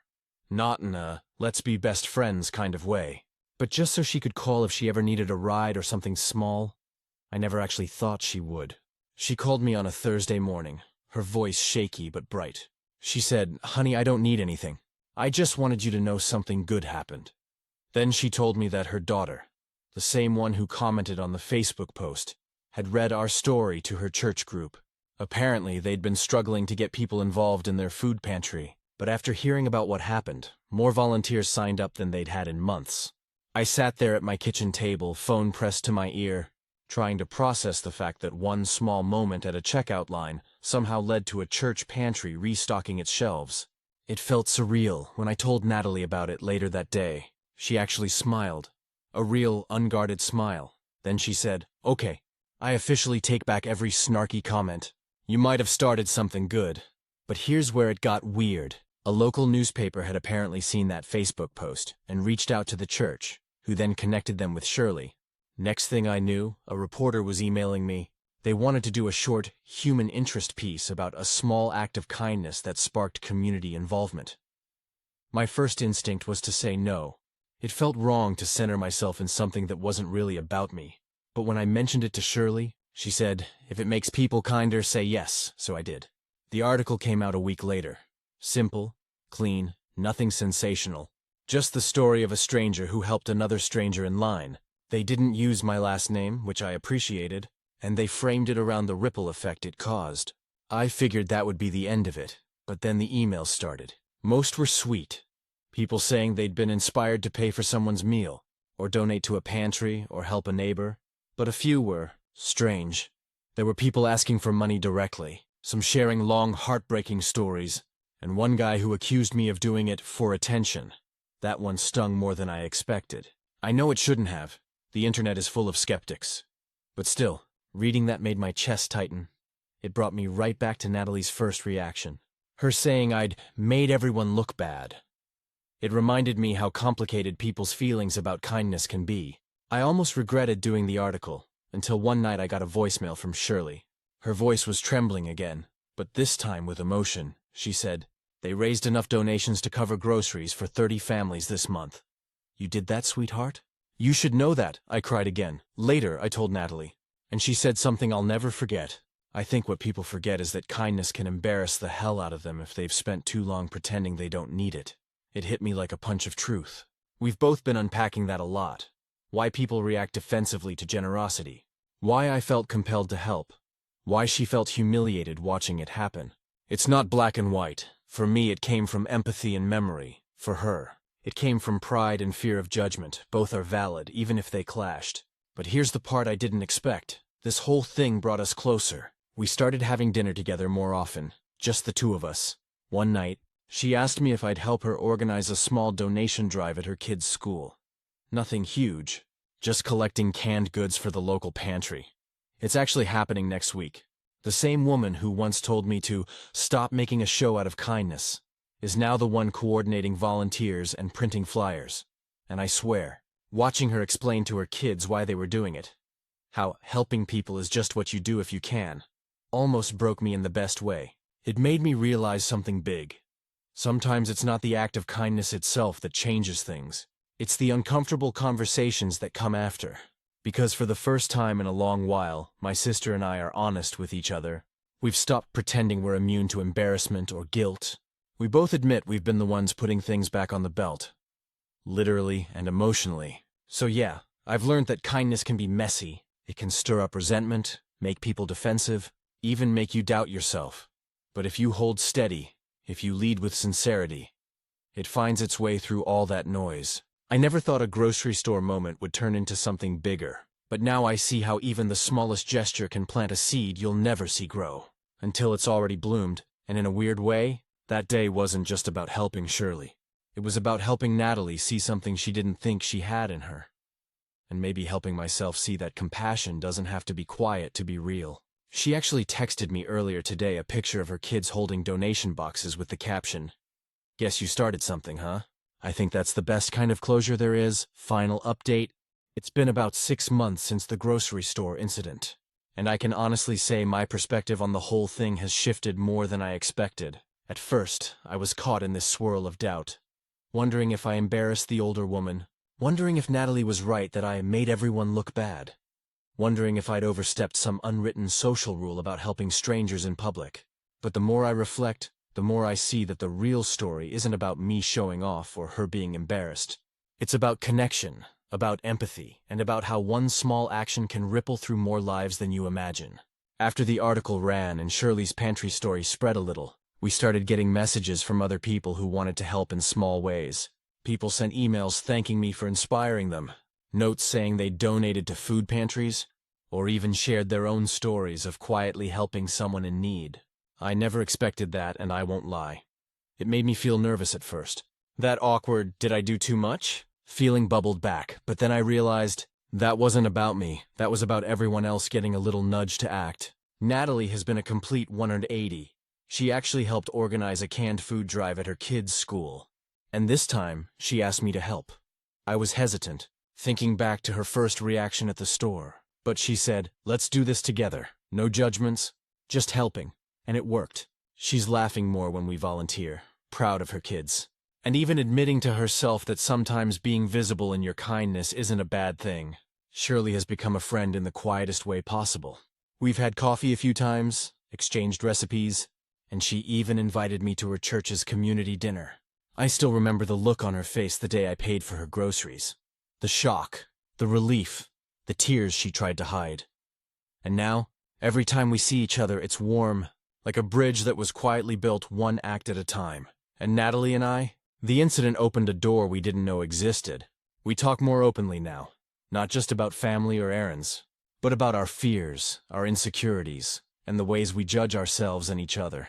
I think the tension we had wasn't about the groceries at all. It was about old patterns, old resentments, the way we both grew up learning that doing the right thing could backfire. That one act just exposed all that buried stuff. And now we're dealing with it rather than letting it fester. Mom even commented on the local news article, which surprised me. She said, "I'm proud of you for noticing someone in need. That's real character." That small acknowledgement meant more than I expected, mostly because it confirmed that doing the right thing doesn't have to be validated by everyone. It just has to be done. I've also learned to let go of the what-ifs. What if Shirley was embarrassed? What if Natalie felt judged? What if the internet mocked me? They were real concerns, but they don't outweigh the real impact of the act itself. The groceries were bought, Shirley was helped, and maybe, just maybe, a few people in our community learned that it's okay to act when you can. The kids are involved now, too. Natalie's kids helped deliver canned goods to local families last week, and she told me, "I hope they learn that helping doesn't have to be quiet or hidden. It just has to happen." Watching her say that, I realized that the ripples of that one day aren't just about Shirley or Natalie or me. They're about planting seeds of kindness in people who'll grow it in their own ways. So, did I embarrass Shirley? Maybe a little. Did I make Natalie uncomfortable? Yes, initially. But did it matter in the long run? Not really. Because what stayed wasn't discomfort or embarrassment. It was action, connection, and the reminder that empathy can't be measured by how quietly it's done. I still carry that moment with me, and I think I always will. It's a reminder that sometimes doing the right thing isn't convenient or quiet. Sometimes it's awkward, messy, and maybe even criticized. But it can also change lives, open hearts, and build relationships you never expected. If I've learned anything from all this, it's that kindness isn't a performance, it's a choice, sometimes visible, sometimes hidden, and the choice itself is what counts. And honestly, watching Natalie and Shirley's lives be touched in ways I never imagined has been more rewarding than I could have predicted. I still wonder how many people will never know the difference between a quiet act of compassion and a public one. But that doesn't matter. What matters is that someone ate that day. Someone smiled. Someone learned that reaching out doesn't make you look bad. It makes you human. And that after all the awkwardness, the tension, the doubt, and the judgment, is exactly what I needed to remember. Stories number 9. My friend came over, and I didn't realize my apartment wasn't accessible for her. When I signed my lease last year, I didn't think much about accessibility. My apartment's on the second floor of an older building with no elevator. Narrow hallways and a couple of steps leading to the front door. It's the kind of setup you just accept when you're in your 20s, broke, and desperate for anything under $100 or $200 a month in a safe neighborhood. My friend Charlotte and I have been close since freshman year of college. We met in a creative writing class and just clicked. She's funny, blunt in a way that always makes you laugh instead of cringe, and has this calm confidence I've always admired over the last couple of years. She's gained some weight, Partly from medication, partly from stress, as she's told me. She jokes about it sometimes, and I've never thought it changed anything about our friendship. A few weeks ago, I invited her over for the first time since moving here. We'd been talking about having a girls' night in. Wine, bad reality TV, face masks, all the cliches. She seemed excited, asked what she could bring, and I said, "Just yourself." That's where I messed up without realizing it. She texted me when she arrived, saying she was out front, so I went down to let her in. When she saw the stairs, she paused. I didn't think anything of it at first, but she said, "Oh, you didn't mention there were 2 flights?" I laughed awkwardly and said something like, "Yeah, this place is old," but she didn't laugh back. She stared up the staircase like she was calculating something. I realized then how narrow it was, and how steep. I asked if she was okay, and she said, "Yeah, I just need to take it slow." I offered to help, but she waved me off. She started climbing step by step, holding the rail and pausing after every few. It took her a while, and she was out of breath by the time we got to my door. I felt like the biggest idiot alive for not even thinking this might be a problem. Inside, I tried to make her comfortable, but it was clear she wasn't. My apartment's small, and my couch is this low. Mid-century thing that looks cute but isn't easy to get in or out of. She tried to sit but sank too low, so she ended up perching on the armchair instead. I offered her a drink and she smiled, but I could tell she was uncomfortable, physically and emotionally. I kept thinking about how thoughtless I'd been. It wasn't just the stairs. The bathroom's tiny. The dining chairs don't have arms, and even my hallway is narrow enough that moving around can be a hassle for anyone. We still watched our show and chatted, but it wasn't relaxed like it usually is. When she left, I offered to walk her down, but she said she'd take her time. It took her even longer going back down, and when she reached the bottom, she gave me this tight smile and said, "Thanks for having me next time. Let's hang out at my place, okay?" That night, I sat in bed replaying everything. I wasn't trying to be inconsiderate. Honestly, it had never even crossed my mind to ask if my place would be easy for her to access. But the more I thought about it, the worse I felt, because the truth is I should have thought about it. Charlotte's never made a big deal about her size, but that doesn't mean she doesn't face challenges. And by inviting her over without thinking about the physical space, I put her in a situation that made her feel excluded in her own subtle way. The next day, I texted her and apologized. I said I realized I hadn't been considerate about my place being hard to get into or move around in, and I told her I felt awful. She didn't reply right away. When she did, she said, "I appreciate you saying that. I know you didn't mean anything by it. It's just hard sometimes when people forget how much the environment matters." We ended up having a long phone call after that. She told me she used to love going out more, but over time, she stopped because it became stressful having to ask about space or access. She said people assume accessibility is only a disability issue, but sometimes it's just about basic comfort and respect. That conversation hit me harder than I expected. I realized how often spaces are designed with only one kind of person in mind. Thin people, able-bodied people. People who never have to think about whether they can fit comfortably or climb stairs without worry. Since then, I've tried to be more mindful. I've hosted friends at Charlotte's place instead. And I always ask before making plans, "Is that place good for you?" It's such a small thing, but it's made a difference in how open she's been lately. The last time I saw her, we had brunch at a cafe she loves. Spacious, wide aisles, comfy chairs, everything easy to navigate, she said. "This is so much better." And smiled in a way that felt like forgiveness. I can't make my apartment accessible overnight, but I've been making small adjustments. I bought a sturdier chair that's easier to sit in and put some of my furniture on risers so it's not so low. I know it doesn't fix the stairs, but it's something, mostly though. I've learned to listen more and assume less. It's humbling to realize how much of the world is built for convenience instead of inclusivity. I don't want to be someone who adds to that thoughtlessness, especially towards someone I care about. I'm still figuring out how to do better, but I'm trying. And Charlotte, thankfully, is still my friend. When she left brunch last week, she gave me a hug and said, "Thanks for learning instead of getting defensive," I told her. "Thanks for giving me the chance to." It's wild how something as simple as a staircase can open your eyes to how narrow your thinking's been. I guess that's what growing up really is. Realizing that good intentions don't mean much if you don't pay attention to the details that matter to other people. And now I do update. It's been about 6 months since that night Charlotte came over, and a lot has changed. Mostly with how I see things, not just my apartment. I didn't expect this experience to stick with me the way it has, but it really shifted how I think about comfort, inclusion, and what it means to actually be thoughtful. After I made the initial small fixes to my place, I realized they were more like temporary gestures than actual solutions. The stairs weren't going anywhere, and no amount of rearranging or new furniture would change that. I brought it up with my landlord, asking if they had any plans to make accessibility upgrades to the building. He laughed and said, "This place was built in the '60s, sweetheart. It had cost more to fix than it's worth." It bothered me, not just because of Charlotte, but because I started noticing how many of my friends lived in buildings like mine. Narrow doors, no ramps, uneven steps, bathrooms you could barely turn around in. Once you start paying attention, you can't unsee it. I didn't want to lose the momentum of what I'd learned, so I started small. I talked to my building's tenant group and proposed asking the management to at least add a railing on the front steps and better lighting in the entryway. I wasn't expecting much, but surprisingly, a few neighbors supported it.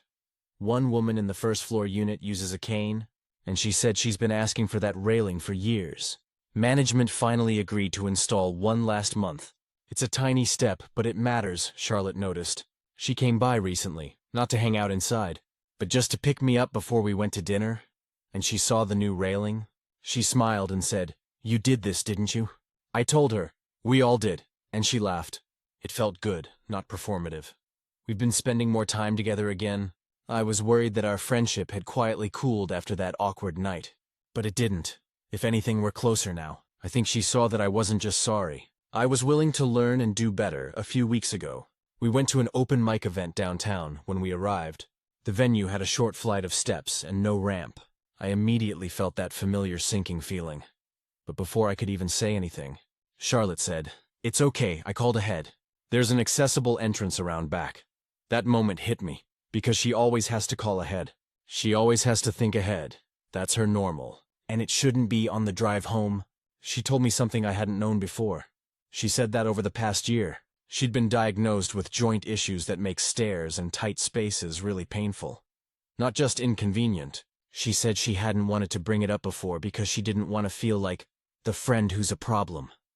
That broke my heart, because she's never been a problem. Our world just doesn't make room for people like her easily. Since that night, I've started asking every time I plan something, "Is this place good for everyone?"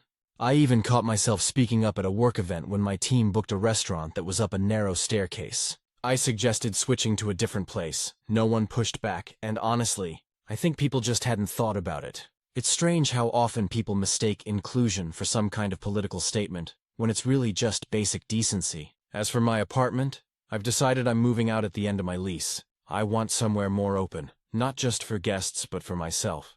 I realized I've been settling for small, cramped spaces because that's what's normal for people my age. But after seeing how stressful that can be for others, I don't want to contribute to that anymore. Charlotte actually helped me look at new places online.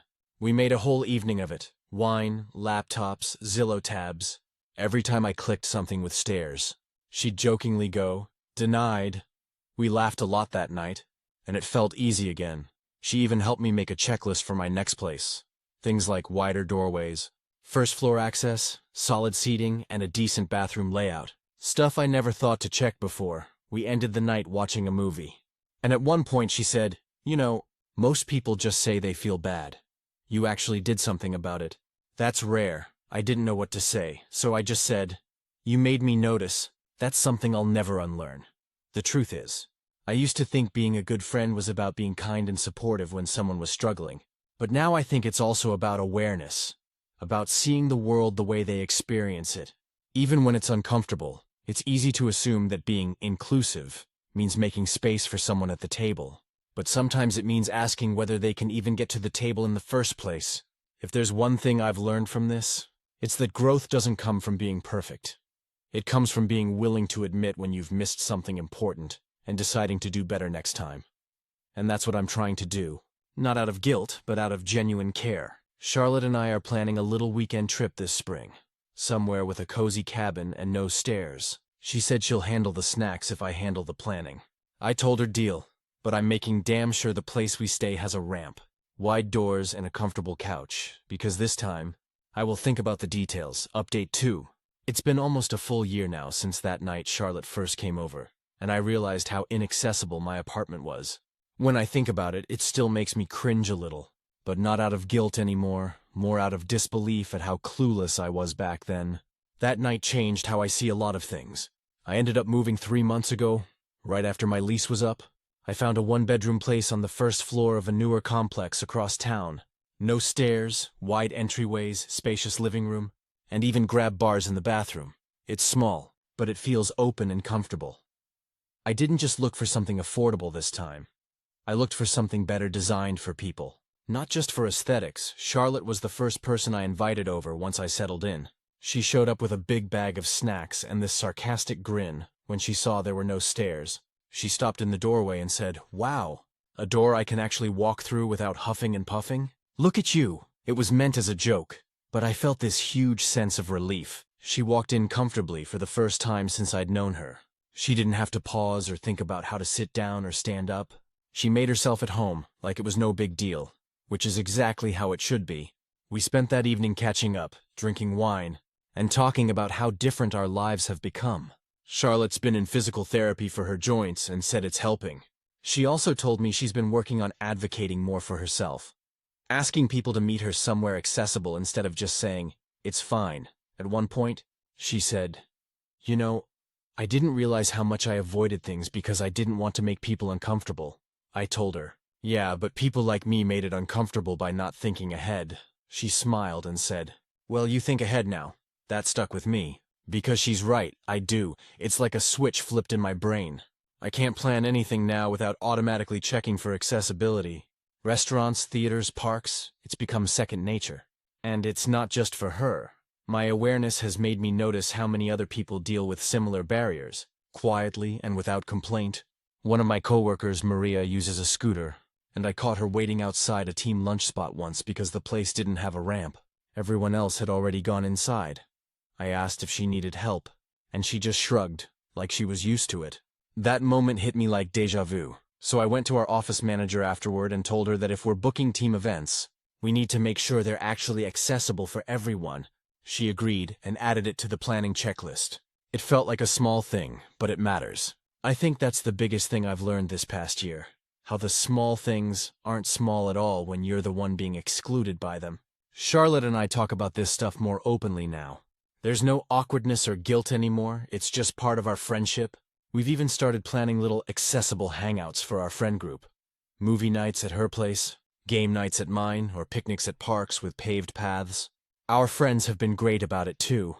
No one makes it weird, which I love. A few months back, Charlotte told me she'd started writing about her experiences on social media. She's been talking about body inclusivity, accessibility, and the weird shame people sometimes feel when spaces don't fit them. She's not preachy about it, just honest and funny. One of her posts went a little viral, and now she's doing small workshops through her job about inclusive design. I told her she's basically turning into an activist, and she rolled her eyes, but she was smiling. The wild thing is, all this started from that one night. Her standing at the bottom of those stairs, and me realizing how blind I'd been.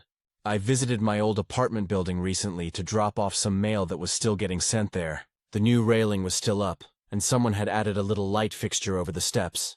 It sounds silly, but it made me proud, I thought. We actually made a difference, even if it was just one entryway. Charlotte's been teasing me lately that I'm becoming the accessibility police.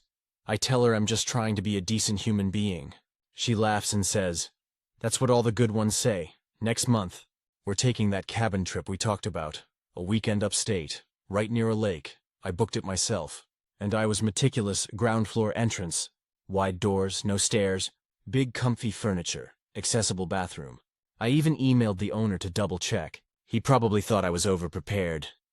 But when I told Charlotte, she said, "I've never had anyone check all that for me before." It honestly made me tear up a little, not out of sadness but out of gratitude for how far we've come. And how much she's taught me without even meaning to.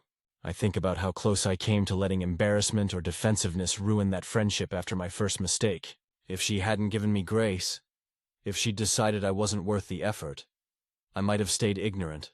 She didn't owe me that patience, but she gave it anyway. And I don't take that lightly. The world still has a long way to go when it comes to accessibility and inclusivity. But now, when I see small changes happening, ramps being added, wider seating in restaurants, or even just someone asking, "Hey, is this place accessible?" I notice it. And I know there are more people paying attention too. I used to think growth was about big, dramatic life changes. Now I realize it's about the quiet, uncomfortable moments that shift how you see others. And yourself. Charlotte and I still joke about the stairs sometimes. She'll text me a meme of a flight of stairs with "Final Boss" written over it, and I'll send her a photo of my flat entryway in response. It's our little inside joke now, but behind it, there's a kind of unspoken understanding that means more than anything.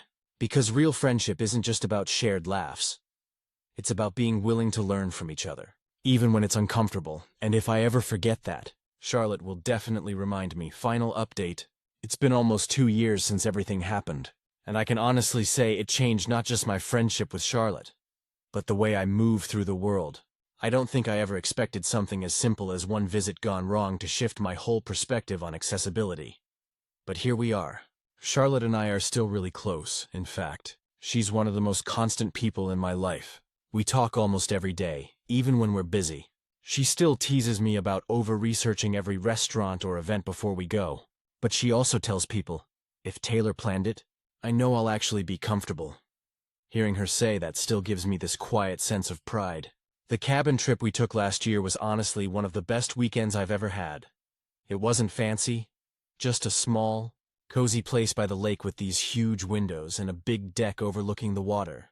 The weather was perfect, and we spent hours sitting outside, talking, eating junk food, and listening to music. For the first time since I met her, I could tell she wasn't thinking about her body, or how to navigate the space.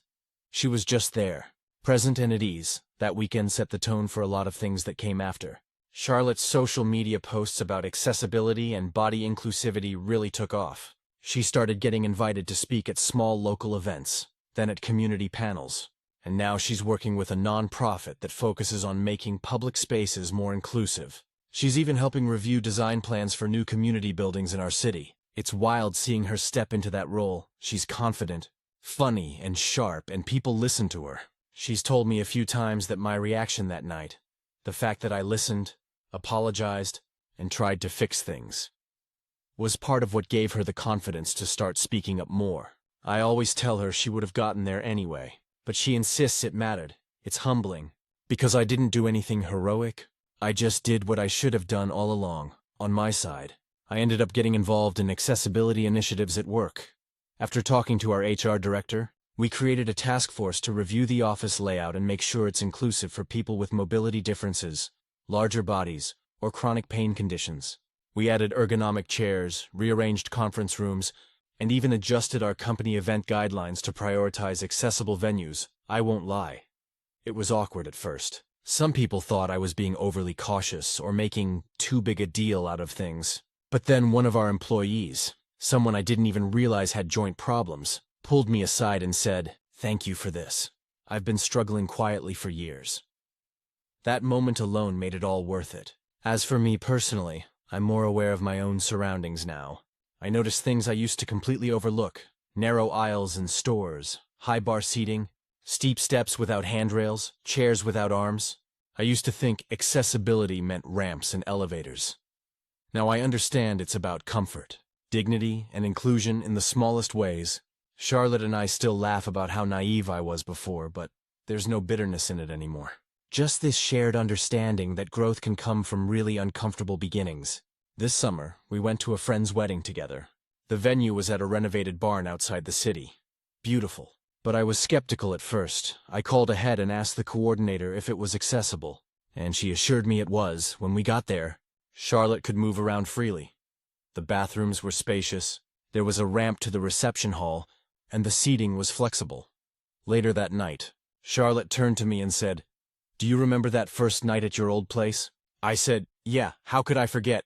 She smiled. "You've come a long way, you know. I wish more people did the same instead of getting defensive." I didn't say much back, but I thought about how true that was. So many people shut down when they're corrected, or when they realize they've unintentionally made someone uncomfortable. I was lucky to have a friend who didn't write me off right then and there. After the wedding, she stayed over at my apartment for the weekend. We stayed up late watching movies, eating leftover cupcakes and laughing until we cried. The next morning, as she was leaving, she said, "You know, your place really feels like home to me now." I think that was the best compliment I've ever gotten. It's weird to think how such a small thing, stairs, used to separate us from moments like that. A few months ago, I was walking home from work and saw a couple struggling to get a stroller up a short set of steps outside a restaurant. Without thinking, I helped them, and the dad laughed and said, "They really need a ramp here."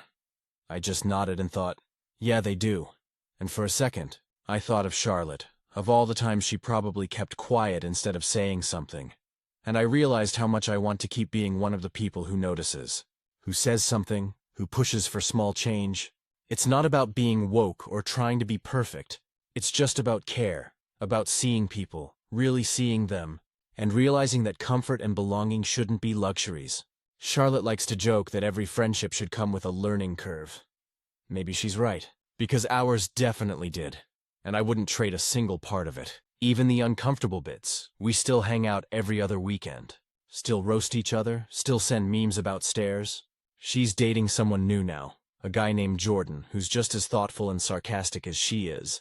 He told me once that Charlotte said I was one of the first people who made her feel seen again after years of shrinking herself to fit into spaces, literally and metaphorically.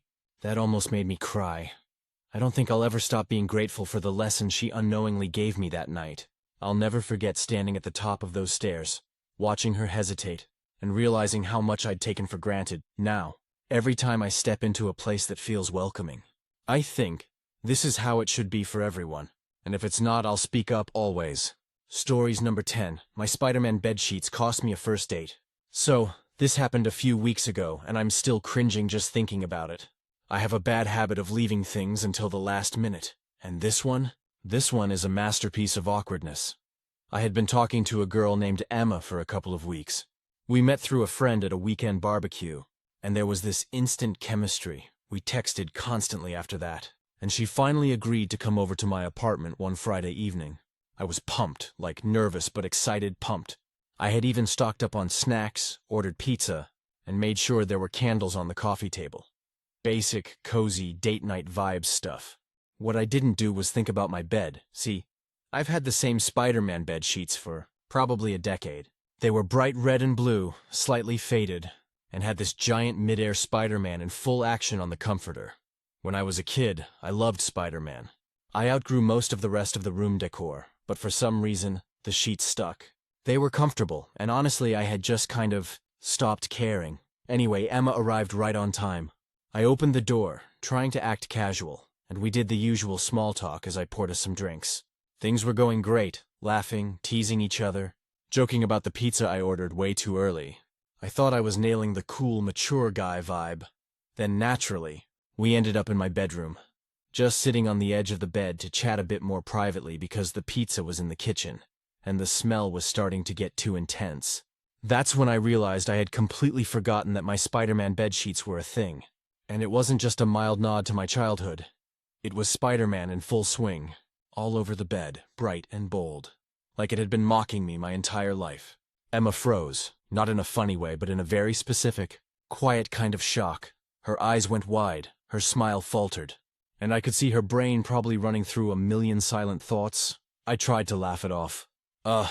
Yeah, Spider-Man classic, right? She nodded slowly, still staring. Then she said, "You really like Spider-Man, huh?" I wanted to say, yeah, since I was like 7, but what came out was, yeah, he's iconic. Instant cringe. My attempt to sound cool sounded like I was defending a superhero obsession at age 30. She didn't say anything else for a while, just looked around the room like she was trying to see if there were any other childhood relics she hadn't noticed yet. Like maybe a Pikachu lamp or a Batman rug. I started to sweat. Then she did the absolute worst thing a girl could do on a first casual date at my place. She laughed, not a friendly, giggly laugh, a very particular laugh that was somewhere between, "Oh my God, I can't believe this, and this is cute but also terrifying." I panicked. "It's fine. I promise it's clean," I said. "I just forgot to, change them." She laughed again, shaking her head. "I didn't know whether to be impressed by your loyalty to childhood heroes or concerned that you never grew up." And just like that, the romantic energy evaporated. I tried to recover, talking about Spider-Man movies, comics, how the franchise has evolved. Basically a full-blown, Please don't judge me for my nostalgia defense, but she kept laughing, and it was obvious she was now picturing me as someone who maybe still ate SpaghettiOs on the floor while watching Saturday morning cartoons. We finished the pizza awkwardly. She left before dessert. And yes, I walked her to the door holding the empty soda can like a nervous idiot. She smiled politely, said, "We'll see each other at some point." But there was no lingering vibe, no spark, just Spider-Man staring at me from the comforter as if judging every word I had said. After she left, I sat on the bed, staring at the sheets like they had personally ruined my life.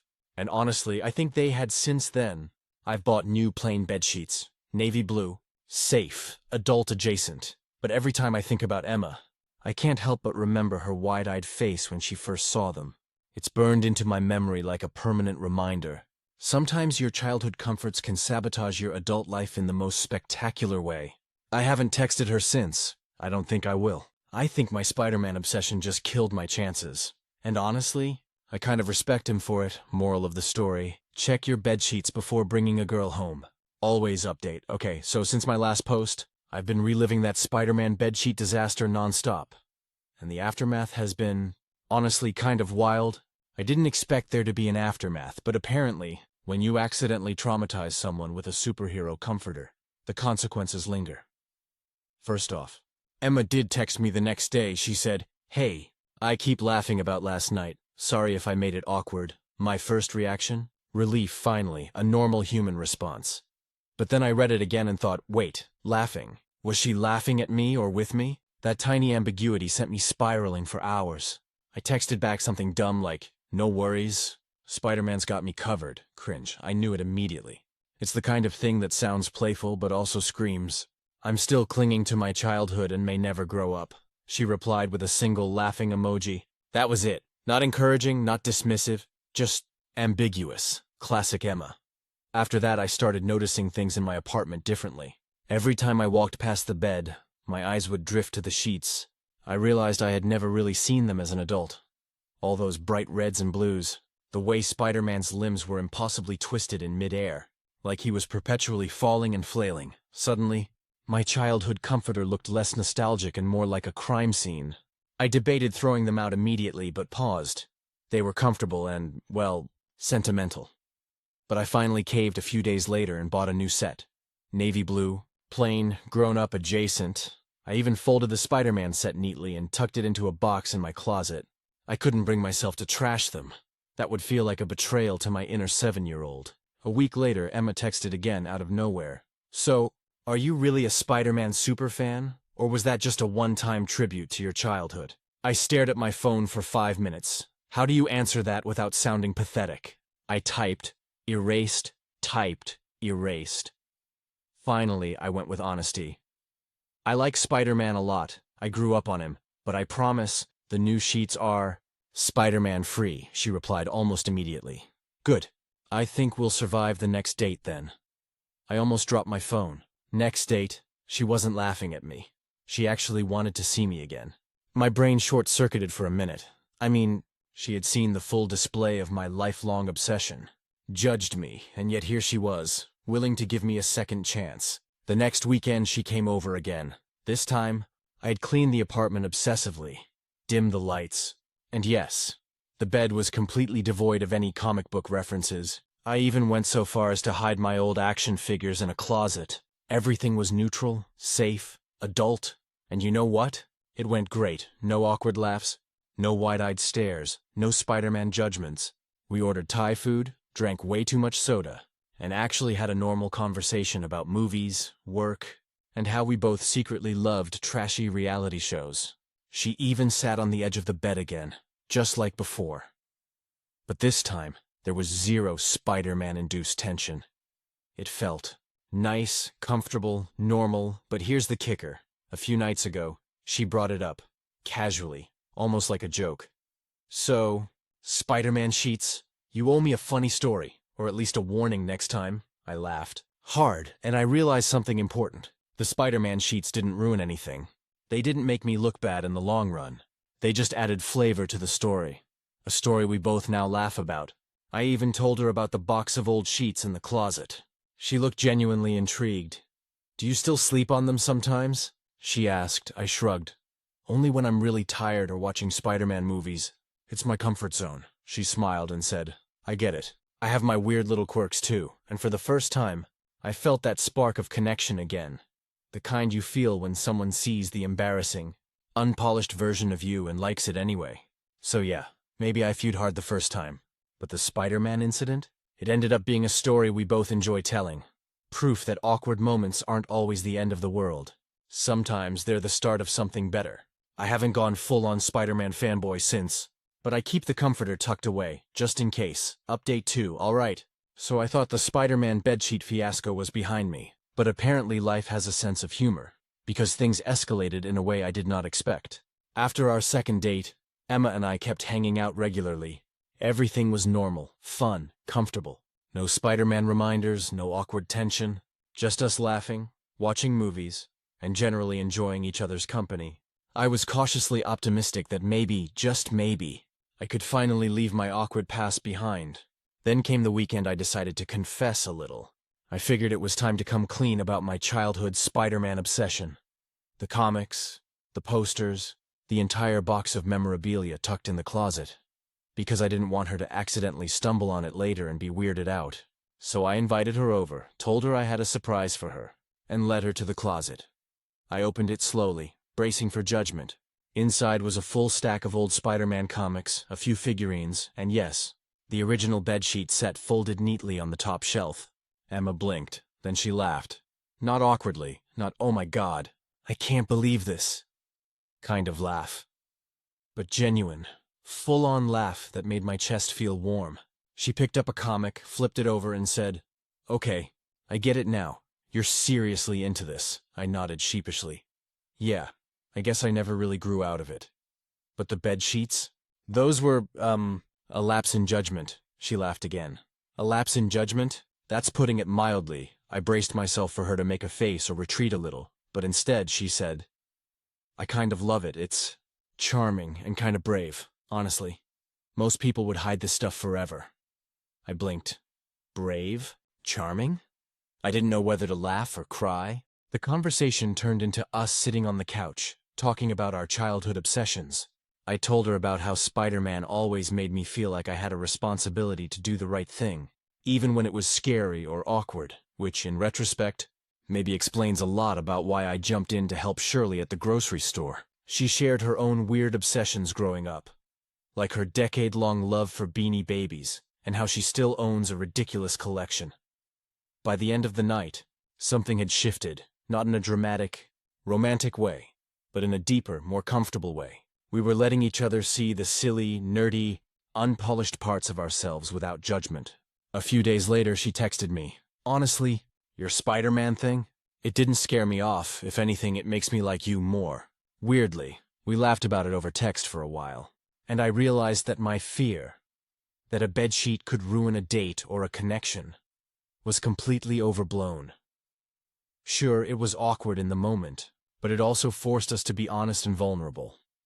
And that, I think, is way more important than first impressions or superficial coolness. So yeah, the Spider-Man bedsheets almost killed my chances on that first date. But they also became this weird bonding story that Emma and I now joke about constantly. I even caught her mimicking Spider-Man poses while laughing over dinner the other night. Which I can't lie, it was kind of adorable. At this point, I've realized something. Life isn't about hiding your weirdness or trying to look perfect. It's about finding someone who can laugh with you, or at you, and still stick around. And Spider-Man? He's basically the ultimate test of that. So the lesson here, yes, maybe change your bed sheets if you're bringing a date home. But also maybe don't stress too much. If someone sticks around after seeing your superhero obsession in full force, they're probably worth it. Final update, okay? So here's the last chapter of the Spider-Man bedsheet saga. At least for now. I honestly didn't think this story would have a final update.